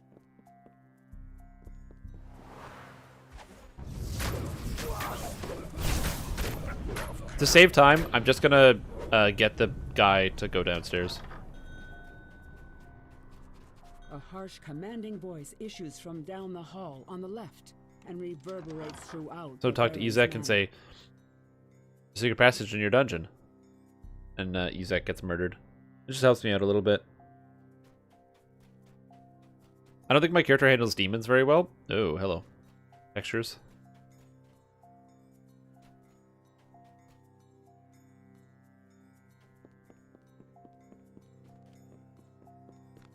I like how he doesn't really care about the fact that, you know, we clearly killed his guards.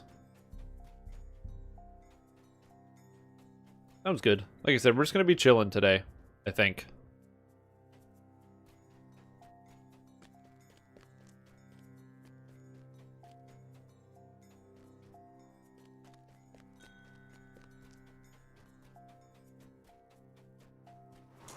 Oh, yeah, sure, I can do that. Oh, I don't need good damage against these? I thought I did. His beam is a snuffed candle. Now, I must be off. I have a Baron to poison. I bid you adieu. Please, scream as Yeah, I can do loud that for as sure. you Alright, against Tieflings, I have to use cold damage.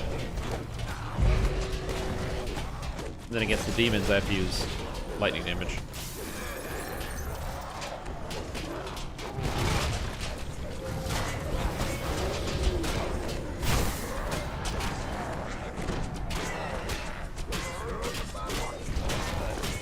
Here we go. Everything dies.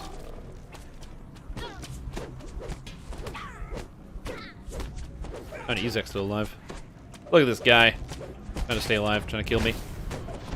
Poor guy. He doesn't know what's gonna hit him. Get out of here, Ezek. Nobody wants you here. Yeah, this character is really strong.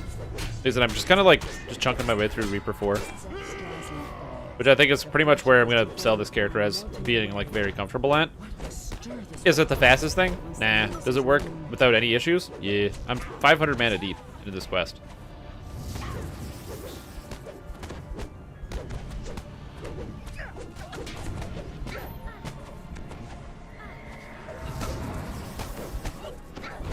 You know what I mean? Like, these things just kind of get trucked.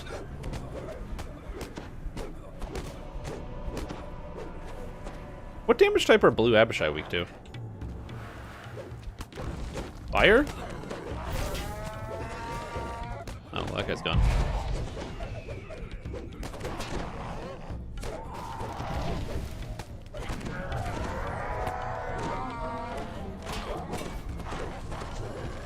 Well, I don't have good damage on my weapon, so I thought I wouldn't. The books on the shelves here I was under the impression that I wouldn't. Like, yes, I am demolishing these guys, but again, I didn't think that I would. This character is very strange. Sometimes it just kind of exceeds expectations, you know what I mean?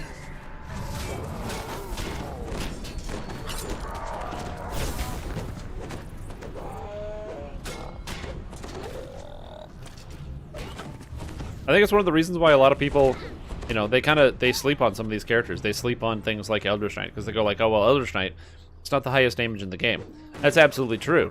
But playing as a sorcerer, I can just kind of run through a lot of these monsters. Now, granted, would I have more or better results if I was playing as just a pure sorcerer blowing stuff up? Possibly. I don't know the answer to that question. What I will say is that, you know, that my expectations were set, I don't know, I feel like I set them at a reasonable level, and it's kind of exceeding those expectations.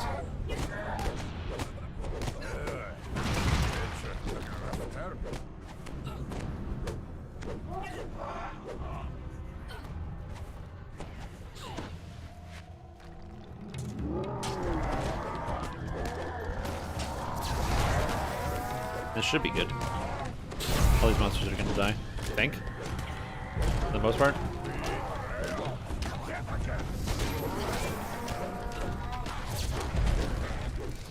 Yeah, and I'm having a lot of fun with this character. It's cool. During the leveling process, it was great because you just kind of run around and melee stuff. And then now at higher levels, you, again, still just smash things. A lot of people wanted me to play Inferior to the Wild, and I think that's a perfectly valid thing to do. I wanted to play in Fatesinger because I really wanted to focus on the on-hit spell damage effects that I get, which are very, very potent. Like the fact that I can hit this Renegade Summoner for an extra, look at that, almost like 400 damage on R4.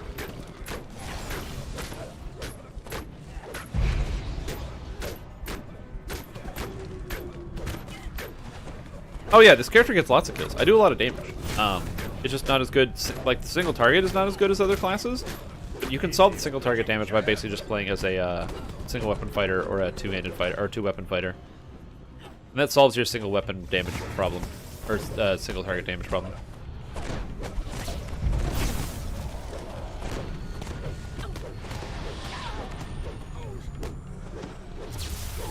But yeah, so for the most part, I just gonna run on melee stuff. And see, look, I have only used like 1,100 spell points, maybe 1,200 spell points. So I don't really think about it too much about how much mana I have. This is one of the reasons why I haven't run with like extra mana. I don't have to cast too much. So that's why if you're out here and you're like, oh man, you know, I would play that build except I would use like whatever stats. again, all these things are perfectly valid. I don't think there's any wrong decisions here in terms of what it is that you want to focus on. I just find I don't really need that many extra spell points.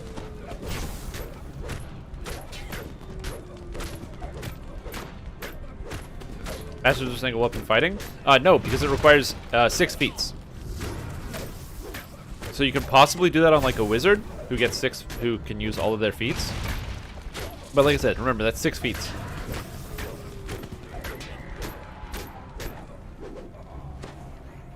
And if you take perfect 2-weapon fighting, 2-handed fighting, and single weapon fighting, that's even more feats.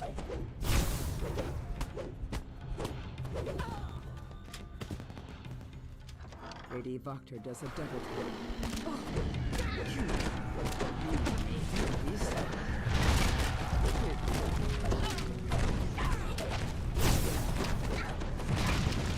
So it's like, it's kind of the best of both worlds, because it is very powerful. But you just, again, run into the similar problem of your character doesn't have or your character's missing like just basic feats, being able to take all the things that you want to take. It's one of the reasons why Wizard is very satisfying to play as an Eldritch Knight, because you get all of the spellcasting feats and you get all of the melee feats and you never have to worry about it, versus Sorcerer, where you have to hard commit to one fighting style because you don't have enough feats. Yeah, and I like my double spellcasting speed. To me, that's an important aspect of this character that makes it fun. So the fact that I can go through, like I said, I'm going through Epic Reaper 4. I don't have all my items yet. I'm still missing like a bunch of stuff, and it's working. So I'll probably optimize it to figure out what the best items are, and then go from there. So that way you guys know exactly what you should be using, and then yeah. Because like, for example, better weapons. Hail of the Scorpion, Hail of Sulumares. Both those weapons perform better than Torn right now. So that's definitely something to consider and think about in terms of like endgame weapons. What else? The lady and the baron were Got 'em. undone by one another's schemes, and rightly so. But an uneasy sense of doubt creeps over. Right, Amber Temple. What monster or lunatic will come forth to rule Vallaki now? Here, 1 sec.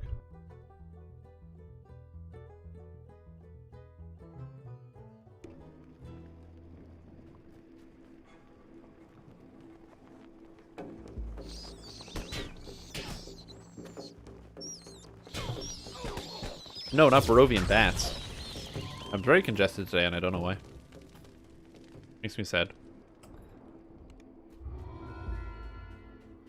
Oh, I'm almost at my next Reaper point. All right.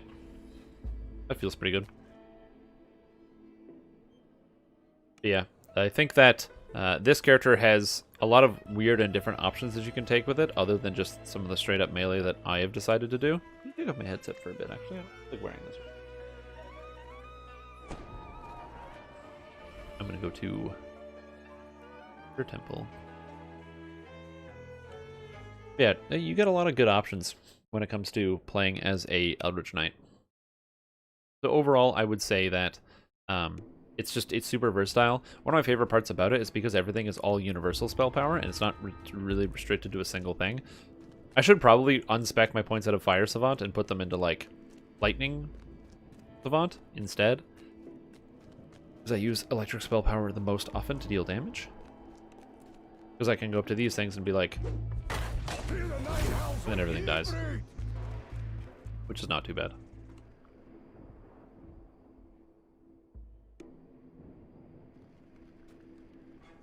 But yeah, for me, like, I kind of put it in like its own independent benchmark. I say, hey, if I can get through this game with this character on Reaper 4, I'm feeling pretty good about the way that my character is supposed to perform, especially since I can do it solo. And again, not even with the best weaponry or items. I'm missing a lot of good two-handed items, such as the Blood Rage Chrism, which would go right here. These boots, Legendary Sunken Slippers, would have crafted quality Charisma instead of quality Intelligence, so give me an extra 5 points of Charisma, which would be pretty nice. Having the proper weapon would be good, and I'm still kind of retooling a couple of the items within the gear set that I'm going to be going over again later today.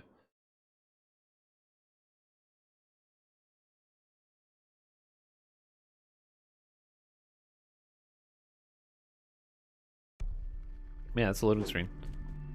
I don't know what was up with that. Oh, it's already been done. Cool.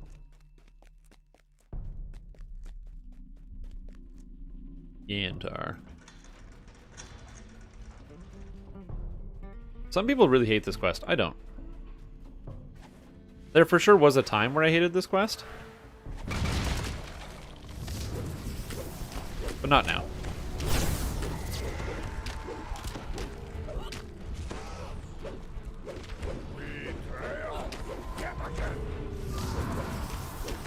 Beat this guy to death. Yeah, like, upgrading your weapon is also really good. You want weapons with better critical threat ranges and multipliers on this character, just so that way your Eldritch Tempest lands more often. Dang it.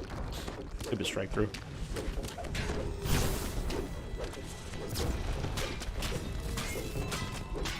Oh, I guess all the crypts are open now, so let's just go get them.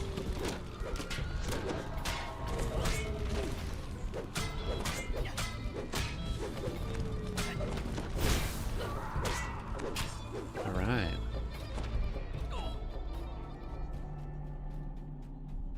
I don't know, I don't mind the flame skulls that much. They are quite annoying, but if you have magic missile protection, they don't really matter for the most part. You don't really notice their existence.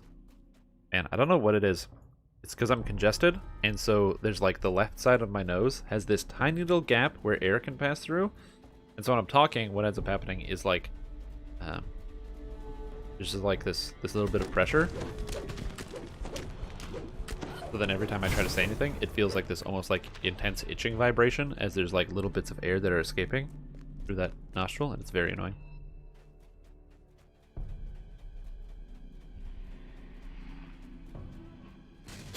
You do wish the level 1 color spray was better? Yeah, but it's good enough. It does what it's supposed to. It's level 1 color spray. It's not greater color spray, it's just regular color spray. It's fine.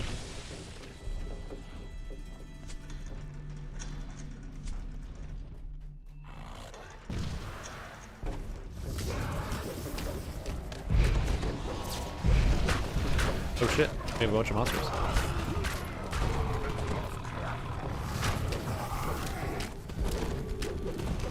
This is why we smash everything. Tsunami's cool because it also does bludgeoning damage, so it like does a reasonable amount of damage to the flame skulls too.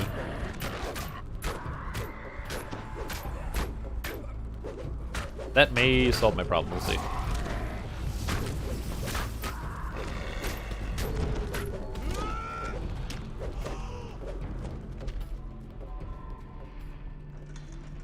I will say Eldritch Knight works well with web, because you can web monsters and then just kind of wail on them, assuming you're not using fire spells as your secondary, as like a follow-up.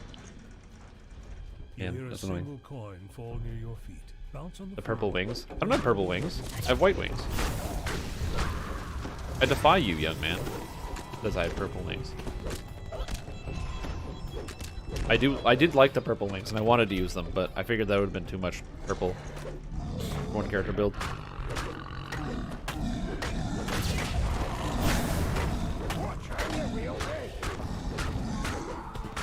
Maybe I should make a purple cosmetic outfit for when I do the half work. Yeah, you just kind of throw it on a web and fight all the monsters inside of it. The decrepit lich turns toward you. Do I know you? Good. One is allowed. I have greater restore scrolls, don't I? Dwarf could fashion something from that rubbish. Nope.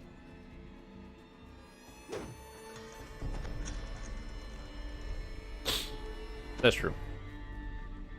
Oh, so you're not 20 years older than me? Maybe on the outside, but not on the inside. I'm ancient. I am an eternal. Tell me my fortune. Perfect. It's very easy. Here for folk light our path.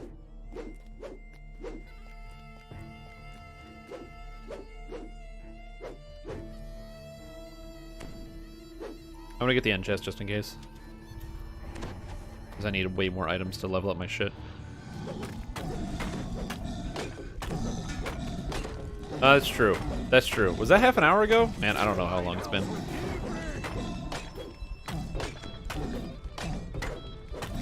I am not good at calculating time.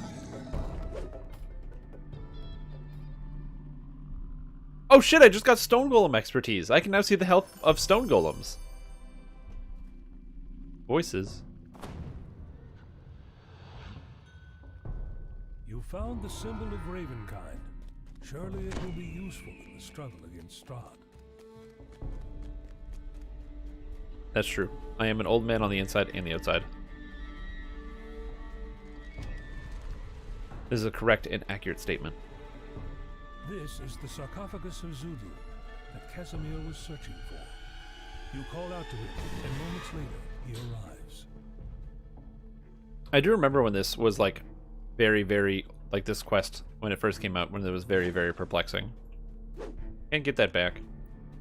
I haven't explored Castle Ravenloft in a while. That could be fun to do again.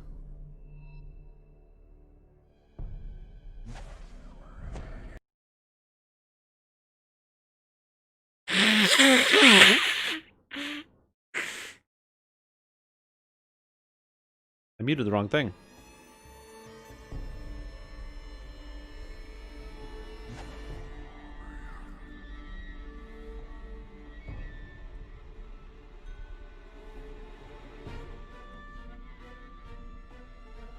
Man, I am just falling apart today.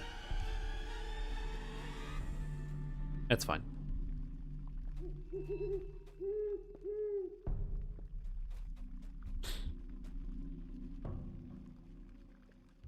But yeah, you can definitely improve your DCs quite a bit on Eldritch Knight. Or just use things that are kind of DC agnostic. So a great example is stuff like Power Word Stun. A lot of people don't use things like Power Word Stun, which is really good. Hey, Mist, how you doing?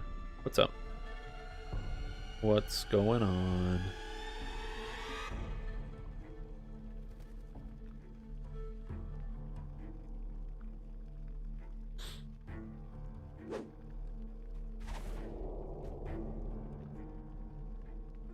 This was my plan all along. That's right. The Dusk Elf. Fix it. Power Word Strim, which is all like Power Word Stun. Don't use Power Word Strim. It causes me to have heart problems. Oh. That's funny.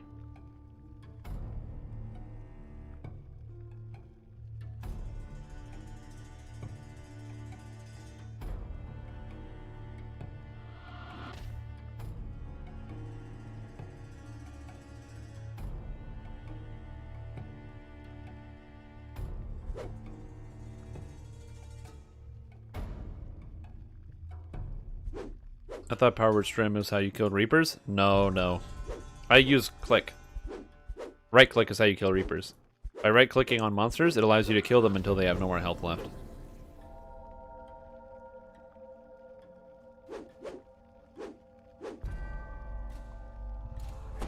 That's generally how I like to do it. I'm a big fan of the old right click to kill. Lol.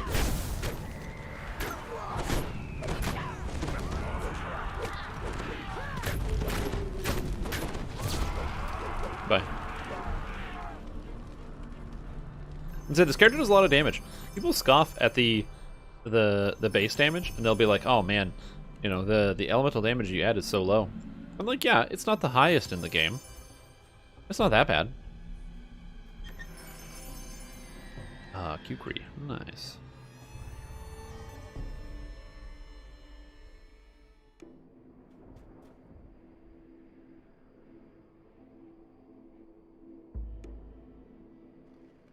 It's good enough.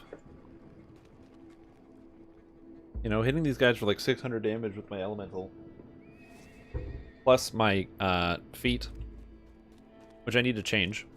I took epic feats. I took Scion of the Plane of Air. I would probably change this. Instead of Scion of the Plane of Air, I would probably take Scion of the Plane of Fire, probably. Get more crit and add that fire damage on every hit. The only problem with the Scion feats is you can't turn them off, so if you fight monsters that heal from fire damage, you're kind of stuck.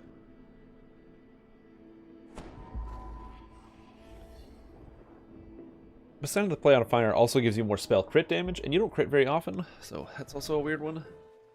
Maybe best to go with acid. Most monsters don't heal from acid damage.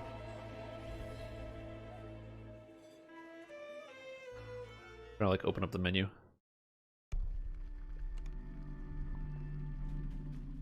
Time to do the final vintage. Everyone's favorite quest. Everybody loves the final vintage. I love being almost at my Reaper point. Wait, how many Reaper XPs did I get for that? 4,000. Nice. Almost there. 6,000 away. Where's Scion of the Plane of Noise? That's just your kids banging pots and pans. That's all it is.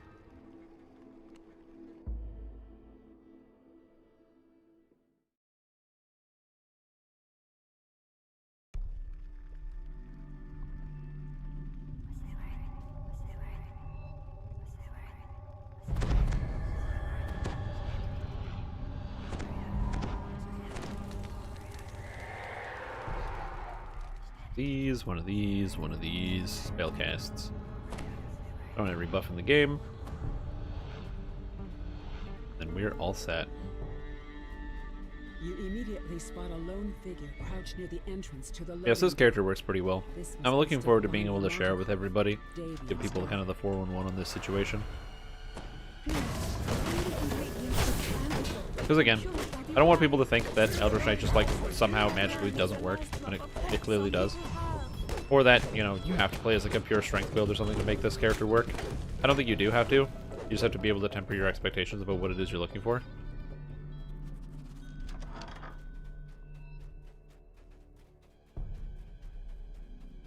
I'll kill this guy so I don't have to deal with like all this other garbage.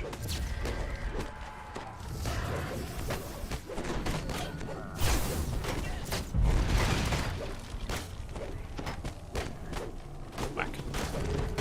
And so strike through just lets me hit so many more monsters with my my attacks. It's great. The fact that Twig Blights are no longer resistant to all elements is the absolute best, by the way. It makes me so happy.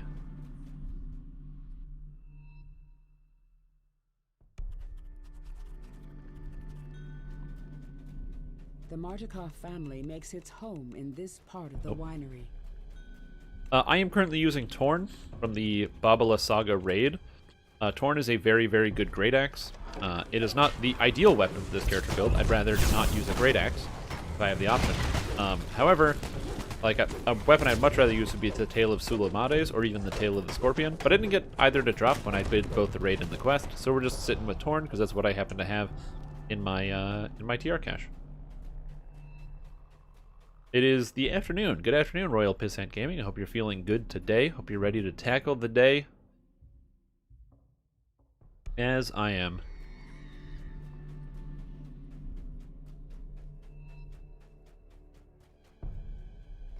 Nope.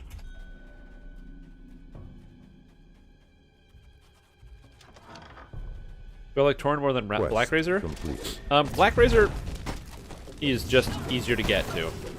So for me, that's one of the reasons why, or not Black Razor. Torn is easier to get to than Black Razor.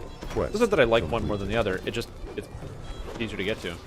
Also, Mistwalker is an absolute madman and a delightful young person, and decided to stop in here not only just to say hello and to share in some of the experience, but also decided to gift out 10 subs to the Strimtom community. Now, normally I'd be a lot more excited about this, but I'm trying to stay as calm as possible because I had some issues with my ability to breathe in my heart this morning. So I'm going to stay calm, but thank you so much. I really appreciate the support, Mist. I hope you're feeling great today. Everything's going good, and I'm glad you're hanging out and having a good time with the live stream. And welcome to all of the wonderful people who just became part of the stream team, such as Spearhead, Cerebria, IC Gehent, MS Florianolicus, Elmerich, Fahrenheit Teeps, a Steampunk Gorilla, Blaze of Glory, Snooky Dookie, and Wreck-It, as well as Mr. How We Doing, following up like an absolute gentleman, just, you know, turning up the notch of kindness and courtesy and dropping another 5 subs in the chat. Dude, thank you so much. That is so very, very kind of you. Welcome to the stream team, Royal Pissant Gaming, Phoenix 2132, Rocamp, Psycho Blonde, and Trumpet Monkey. Oh my god, guys, thank you so much. I hope everyone is feeling real good. And you're all having a good time and you're enjoying the stream. And that I can be as entertaining as possible at a much lower volume and a lower pace of speaking.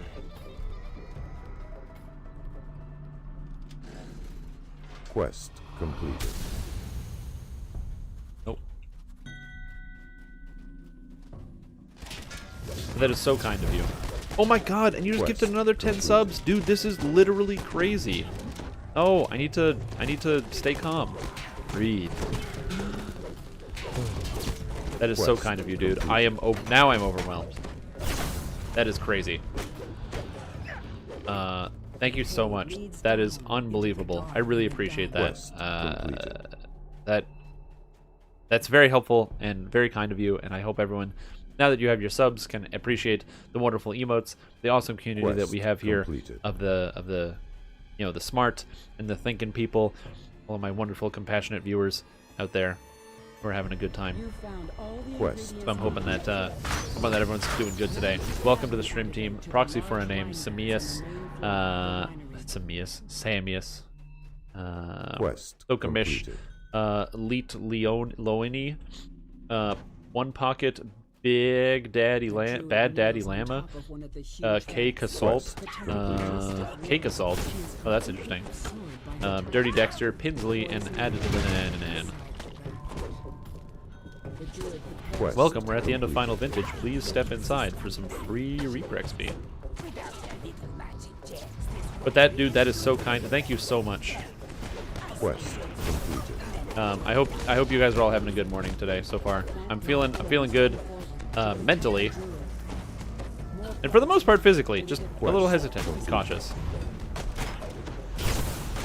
What do subs do? Thank you for giving you a sub. So when you subscribe to the stream team, whenever I play advertisements, you don't see any of the advertisements. It's part of being a part of the channel. On top of that, I have a suite of emotes that you get access to. So those emotes you can then use in my channel or anywhere else. And on top of that, you also then get access to special subscription-based things in other places. For example, in the Discord. I never use those features because I haven't found a good use for them.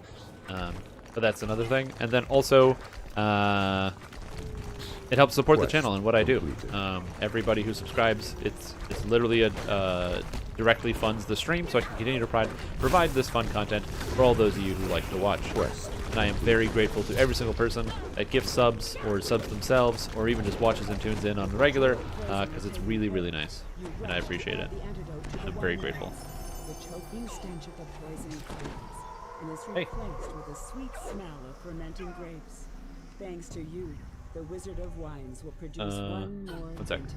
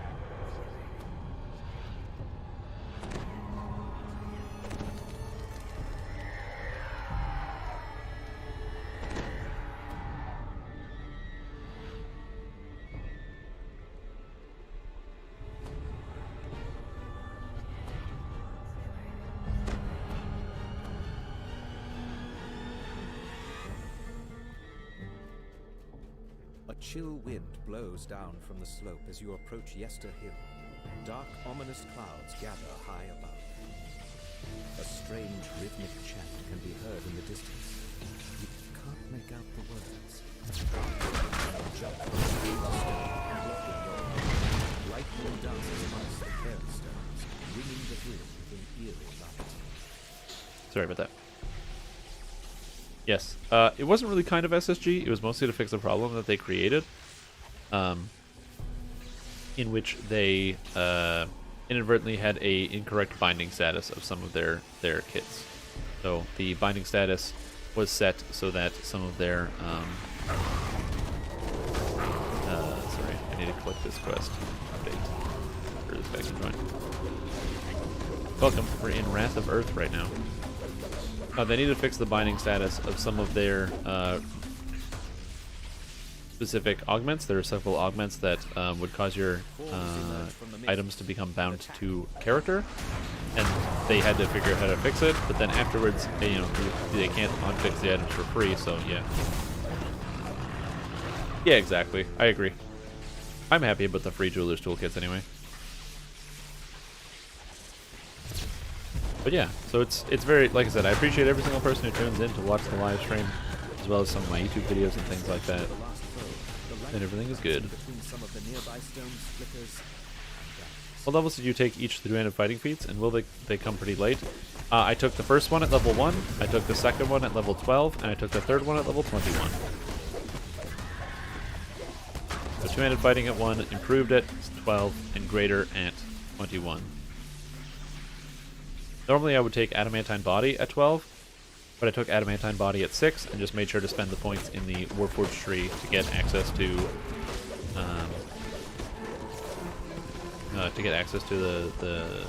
the lack, or the missing, what do you call it, the reduced arcane spell failure. That's what I was thinking of.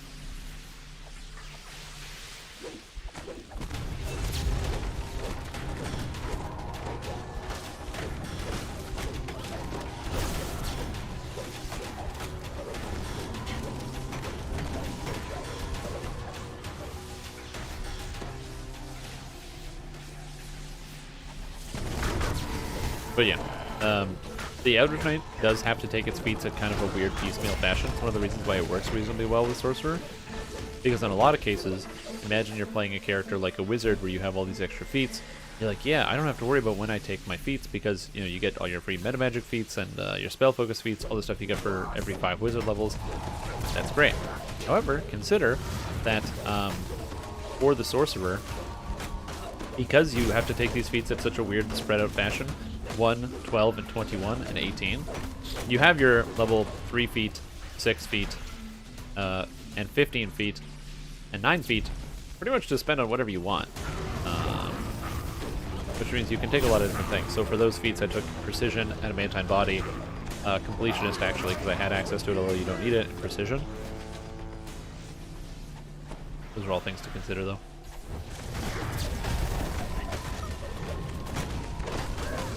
Well, it looks like your favorite soul is really, really, really tanky. Let me just double check. What is this now?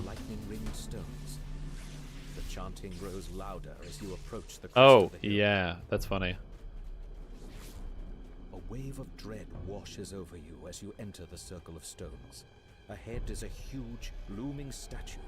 A statue you recognize as Strahd. The Archdruid shouts, "Do not let them disrupt our ritual! Attack!" Let me just check this here. I apologize. I was responding to a message that I received about something. But yeah, so overall, obviously, one of the cool things about playing as a favorite soul is you get to be extra tanky for very little cost, because favorite souls pick up an extra 300 base health just for existing, which is an awesome, huge increase. I'm assuming with this character build that you are running, you're an Azamar, so you have the extra health from Azamar, and you're also running the extra health from the Winter set, which is very, very potent. Winter set is extremely valuable for any type of favorite soul, because the extra 20% health scales that bonus 300 that you get, which is really awesome. Plus, 90 Constitution is a really crazy number. I'm curious, did you get that with the augments, or was that a... did you get that with the augments, or was that specifically with the... Is that just like straight 90 Constitution from whatever sets you have? I'm curious. Like, I'm curious as to what sets you're using. Oh, are you using LGS? I wasn't sure if you're using Winter or LGS. But 90 Con is a really, really big number. I'm not sure how you did that.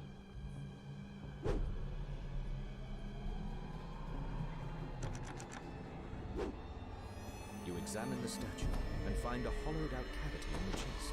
A glowing green gem rests inside. You've stopped the druid's dark. I'm talking about the build that Mist posted in the favorite soul channel.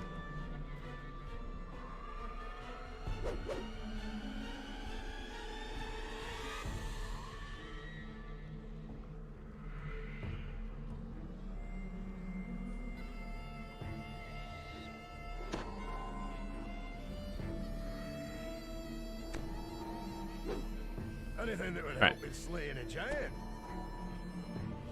Just Sharn and no LGS over winter. You get 90 con?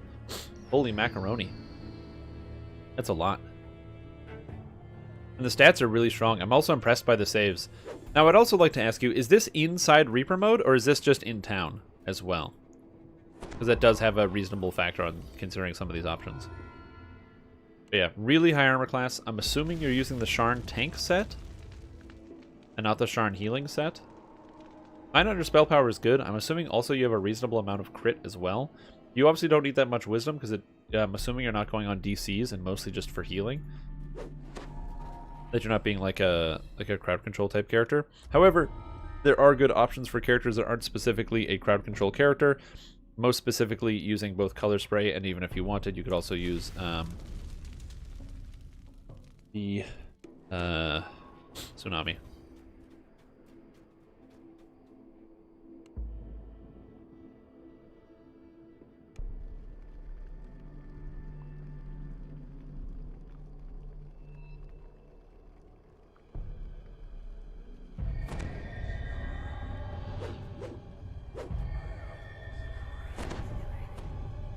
Yeah, it's only 30 points. Yep, still 30 points is a little bit of extra health, so it's not too bad.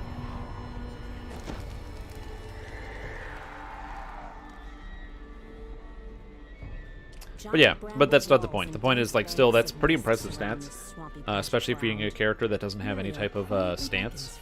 Like, you don't have any defensive stance, so you're just specifically in melee. That is a lot of health. 90 constitution is really big. So I guess really the end question is, okay, so the character is very survivable, but then what does the character do? You know, your favorite soul, you've got the 900 spell power, so I'm assuming the character is mostly designed as a healer, which is great. Can you heal enough to be able to be, you know, potent?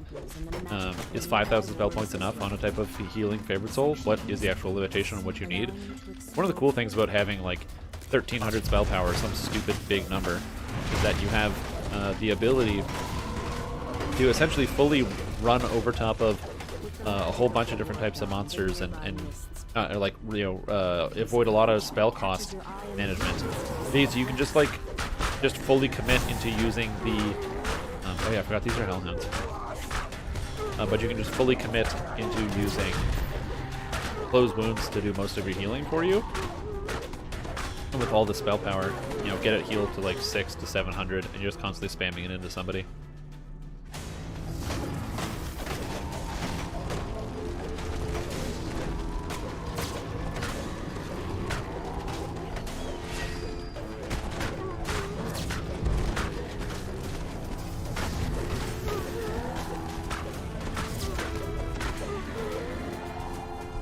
Yeah, no, that's it looks really good. Again, I'm not a healer expert, so I don't know how much stress is going to be on your actual outgoing healing. I think that's pretty much the only question I have left. Your character is extremely defensive and tanky.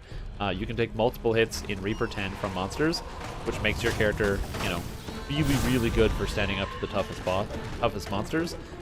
The question that then gets asked is, okay, if you can do all of this, can you also play as an effective healer?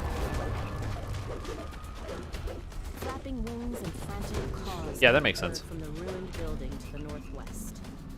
Yeah, overall, just taking a quick look at just some of the base stats. Assuming that you've got healing and healing crit involved, it's not too bad. My biggest worry would be running out of spell points. Obviously, you can mitigate running out of spell points by using spell point potions, but those can get expensive depending on how much you're going to be running with that sort of thing, although that it becomes less of a concern. And then also just your general throughput.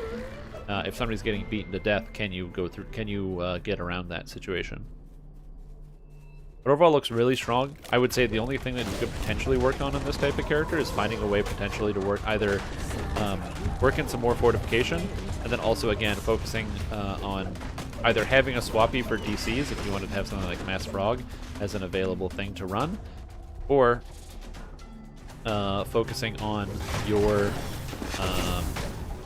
just, like I said, getting some of those things, having as twists, either a Tsunami Twist for preventing monsters from being able to do stuff, or having a simple greater color spray usage. That's not too bad.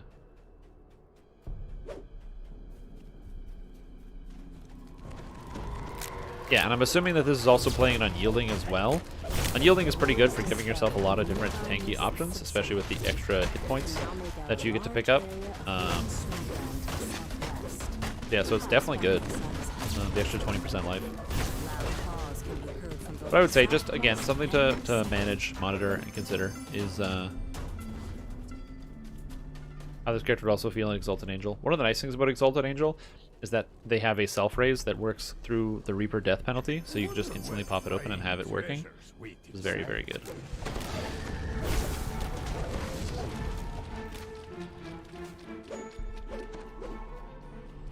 A raven calls loudly, as if it's trying to get your attention. Several scarecrows guard the area. But yeah, no, the character seems to be pretty strong. I mean, you have a lot of defensive tools. Hell, this character has like almost as much health as my 17 3 favorite soul paladin and tank. So it's really, really strong. And the benefit of being as a pure favorite soul is you get to pick up not only the extra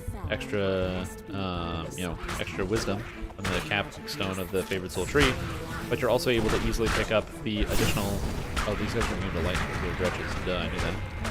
You're not just able to pick up the extra wisdom, but you're also able to pick up from the capstone the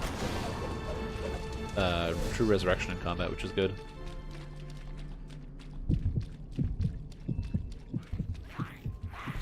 Oh, absolutely. I don't think there's anything wrong with running pure. Getting a second cooldown on True Resurrection's not too bad.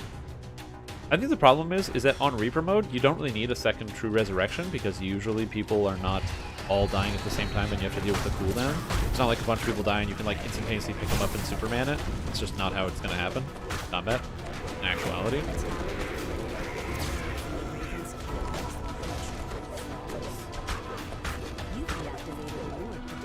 Let's go to Baba Lysaga's hut.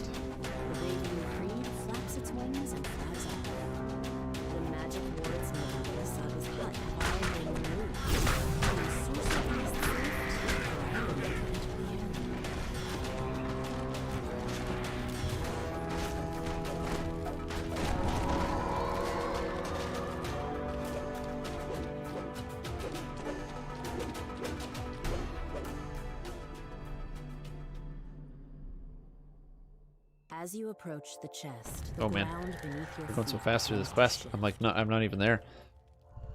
I think that the argument is whether you're again, there is a big argument between what is the best and what is good enough. And I think that if you prefer to play something and it is good enough, you shouldn't have to change what you're playing to suit somebody else. Does that make sense? A deep groan reverberates from like that's just how my brain thinks about it. Then a hunched figure suddenly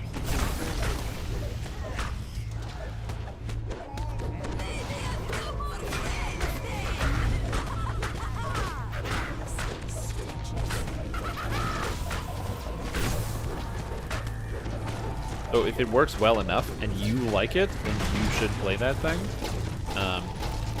Like I like the idea of playing the Pure Favorite Soul. A benefit of Pure Favorite Soul is you get more spell points as well, which is kind of nice. The Paladin ability gets higher saves, but your saves are so high it really doesn't matter, especially with some of the additional stats. The hut is eerily quiet once more. What is the name of this large number? 9,999,999,999,999,999,999. That's the name of that large number. Thanks for the bits, dude. And also, that was really funny. Yeah, absolutely. Like, I don't see a single reason why you wouldn't be able to take this character into a R10 quest or a Reaper raid The only problem you would run into this character is running out of spell points, because 5,000 to 7,000, which is a big jump, is something to think about.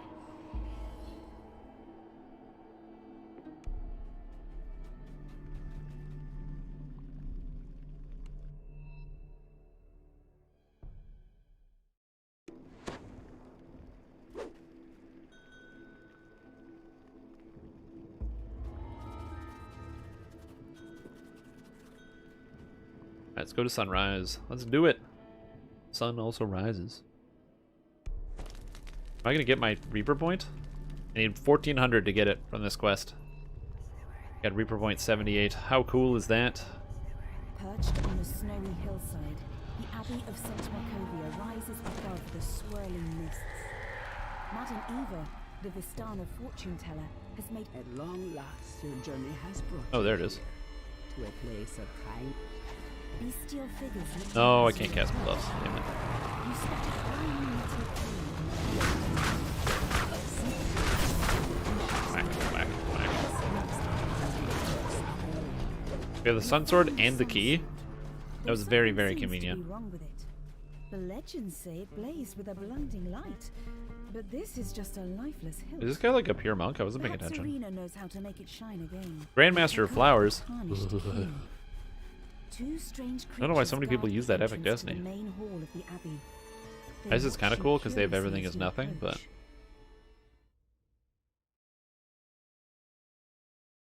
approach. Otto unlocks the door with the key. Door open. See Abbot now. You are greeted by a handsome figure who moves with the grace of a saint. Welcome, the grace of stranger. a saint. Let this be a refuge of He is a warmth saint. and You don't light know. In a cold, dark world. Says the abbot. You don't find that out till the end. Please That also explore he's a saint grounds. and a bad guy. Let me know what you think of my handiwork. A strange figure stands in one corner of the room.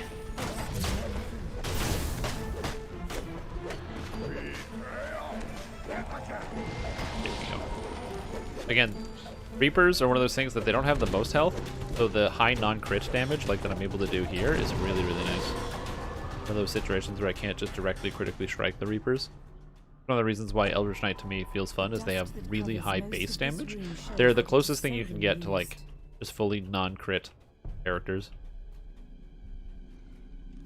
A ghostly physician. Ooh. Strange whoops and unnerving screams echo from the floor below. Tall, silent forms Oh, I gotta swap out the lightning here though. Still do light damage, so lightning damage, so I still heal them up a little bit, but ideally not that much.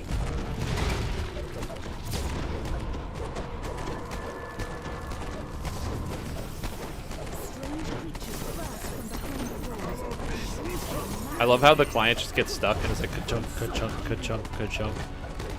They can't process everything at the same time.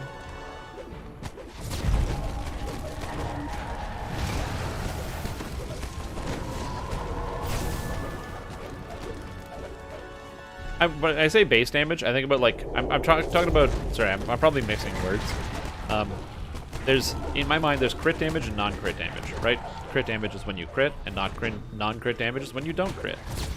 Non-crit damage is not a viable way of damaging monsters, or rather, you pretty much need to critically strike to be able to deal damage because monster health doesn't scale linearly. Monster health scales exponentially. Crit damage scales exponentially, and non-crit damage scales linearly, which is to say, if I have a fireball and my fireball does 100 damage, if I want to scale it linearly, I would use something like spell power, and spell power scaling is, goes up by like individual percentages. The higher level the item, the more spell power I get. It is a linear increase. So, non-crit damage scales linearly. If monster health does not scale linearly, then you need something that scales harder, and that is where critical strikes come in. It's the reason why critical strike is the only way to scale damage in almost every video game. Very few video games are able to scale or have a way to effectively use non-critical damage. Eldritch Knight is cool because it gets a lot of very high non-critical damage in its extra on-hit effects, because I can hit monsters and deal this extra lightning damage that can't critically strike. As you can see, this like 311 and the 75 at the end there. It scales reasonably well. However, it doesn't critically strike. So while it does increase over time, as you level up and you go through the tree, you get more dice, and also the dice get bigger. So it is scaling non-linearly. It's not scaling non-linearly enough. It doesn't curve up high enough. Because it is a curve, but then eventually it stops. Once you get to level 20, the curve stops. Crit versus non-crit. Crit damage is when damage happens when you critically strike a monster. Non-crit damage is what happens right before you have to delete your account. Does that make more sense?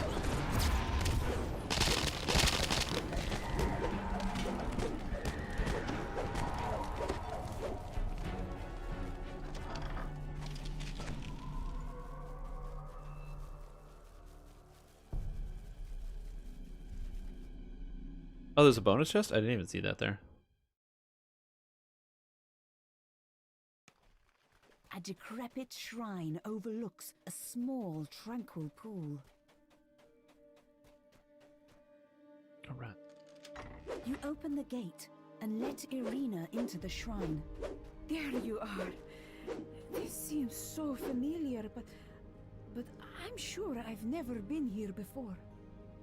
Did you bring the sun sword? I feel that it somehow holds the key. Some DPS to this build? Yeah.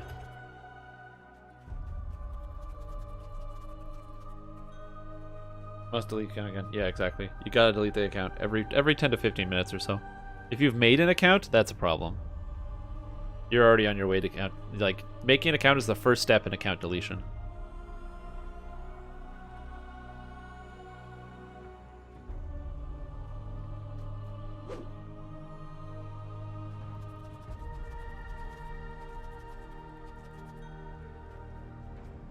Irina takes the sun sword and tenderly places it on the shrine. This was his sword. And this is where we would meet. Early in the morning during midsummer. Yet the sun sword remains inert. There is no sound, but the water lapping at the edge of the pool. Suddenly, an image appears in the sparkling waters of the pool. A handsome youth with a kind and noble visage. The sadness in his eyes turns to sudden joy. Tatiana, it has been so long. Come, my love, let us be together at last. Irina gasps. Sergei, my beloved. I don't know if spells easy, so I just type a bunch of X's and Y's and Z's if I want to talk about the raid, Hound of Madness. I just type XZ, XY, Z, XY, ZZY, XZ, ZY. She is pulled down beneath the rippling water and into her lover's embrace.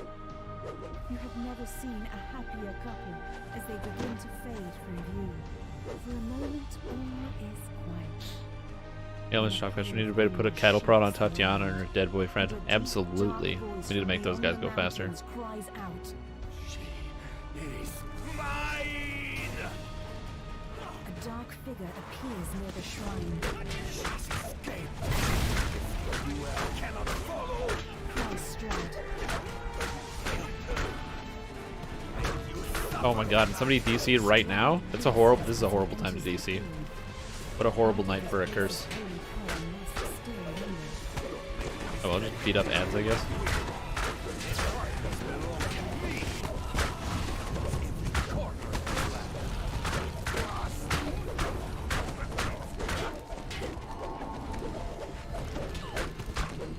Who's the hellhound?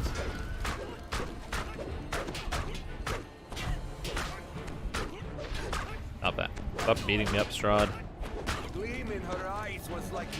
I think that's the hellhounds.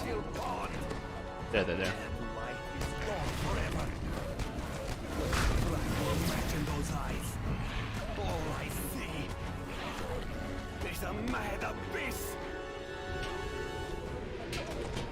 There we go.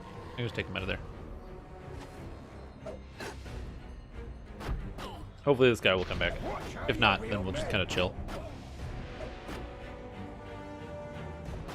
You have 1,500 mana left. I have 3,000. I'm not gonna die to Strahd. Can't kill me. I'm too strong. Do I have a shield? No, I don't have any shields.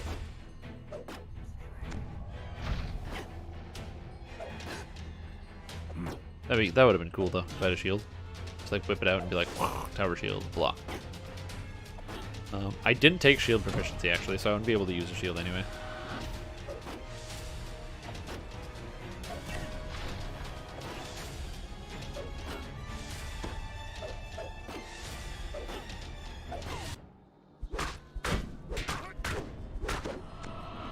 And I'm bringing him back in. Screw this.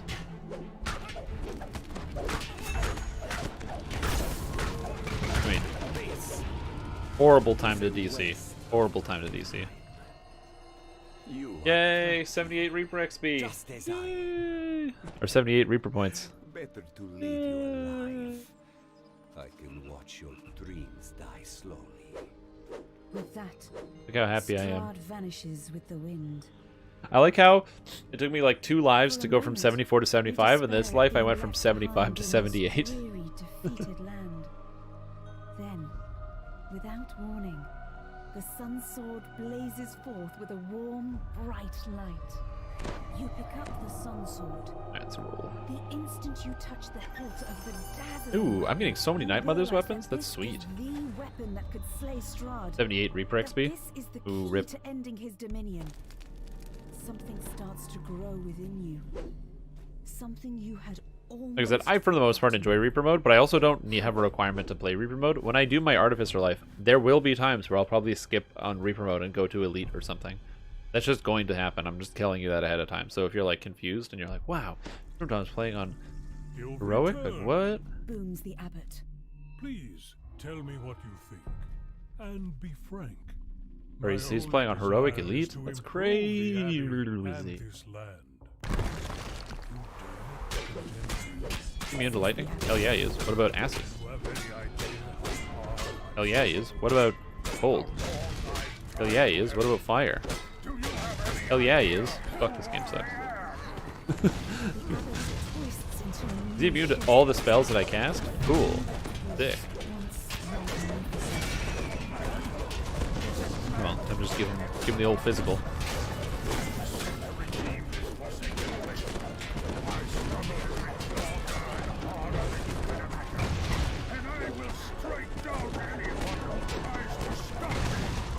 the abbot falls to his knees.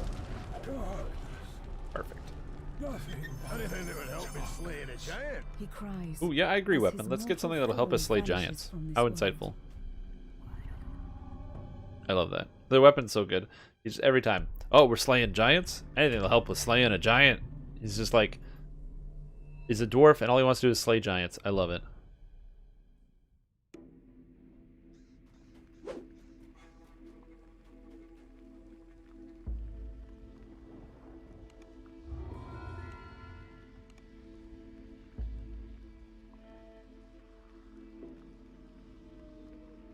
Oh, it is cold.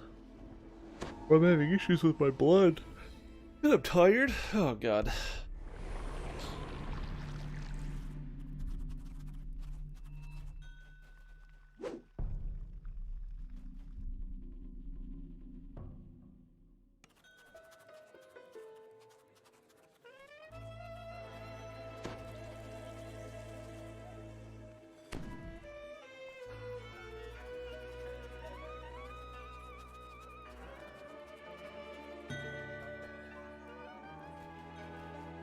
Alright. Get our New challenge. reward. For I don't need the XP. I don't need the jewels. I guess I'm picking up guild renown? Sure. Hey, that's a lot.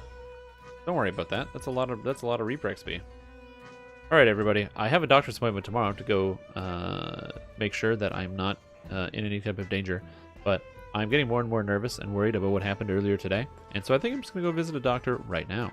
Because these things have a tendency to repeat themselves. And I just want to make sure that I'm okay and not going to die. So I am going to go to the doctor. If you don't know what I'm talking about, I'm going to post a clip in my Discord so that everyone can watch it, because I wanted to watch it. See how exciting it is to watch me clutch at my chest and not say anything and go pale. So that should be pretty cool. So I'm going to do that right now. So I apologize, I'm ending the live stream early today. I am just very worried about my health, and I don't want to die so I can keep live streaming. So I'm literally just going to go straight to the hospital right now. So everything should be good. But yeah, I will see you guys in a bit. When I get any news about what is going on, I will let you know right away, because I will be on my phone. Since I'm going to be going to the hospital, I'll be there for hours. That being said, thank you guys for watching, and I will see you soon. Yeah, everything should be good. I apologize for the short stream today. Also, there is like a 1000% chance that while we will be doing Bloodborne tomorrow, that I likely will not be drinking, because I will be getting told by a doctor with almost certainty that I should avoid alcohol for a little bit, since that will have a negative impact on my heart and my total health. So I will be doing that. So thank you all for watching, and I appreciate the wishes, the well wishes, and the support. We will be back, as I said, tomorrow, and I will give you the update the second that I know. 48-hour stream this weekend. You know what? I could just leave the live stream on for 48 hours when I go to bed. Just call it an IRL stream and just point the camera at my bed. I mean, people would watch that. Which is weird. Wonder how many people would watch that. Just be like, oh, he moved again. Man, that guy rolls over a lot in his sleep. You're allowed to do that. I think you're not allowed to do that. I don't think you can stream yourself sleeping. I don't want to find out.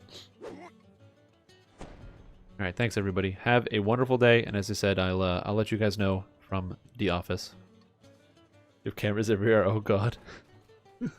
Oh no.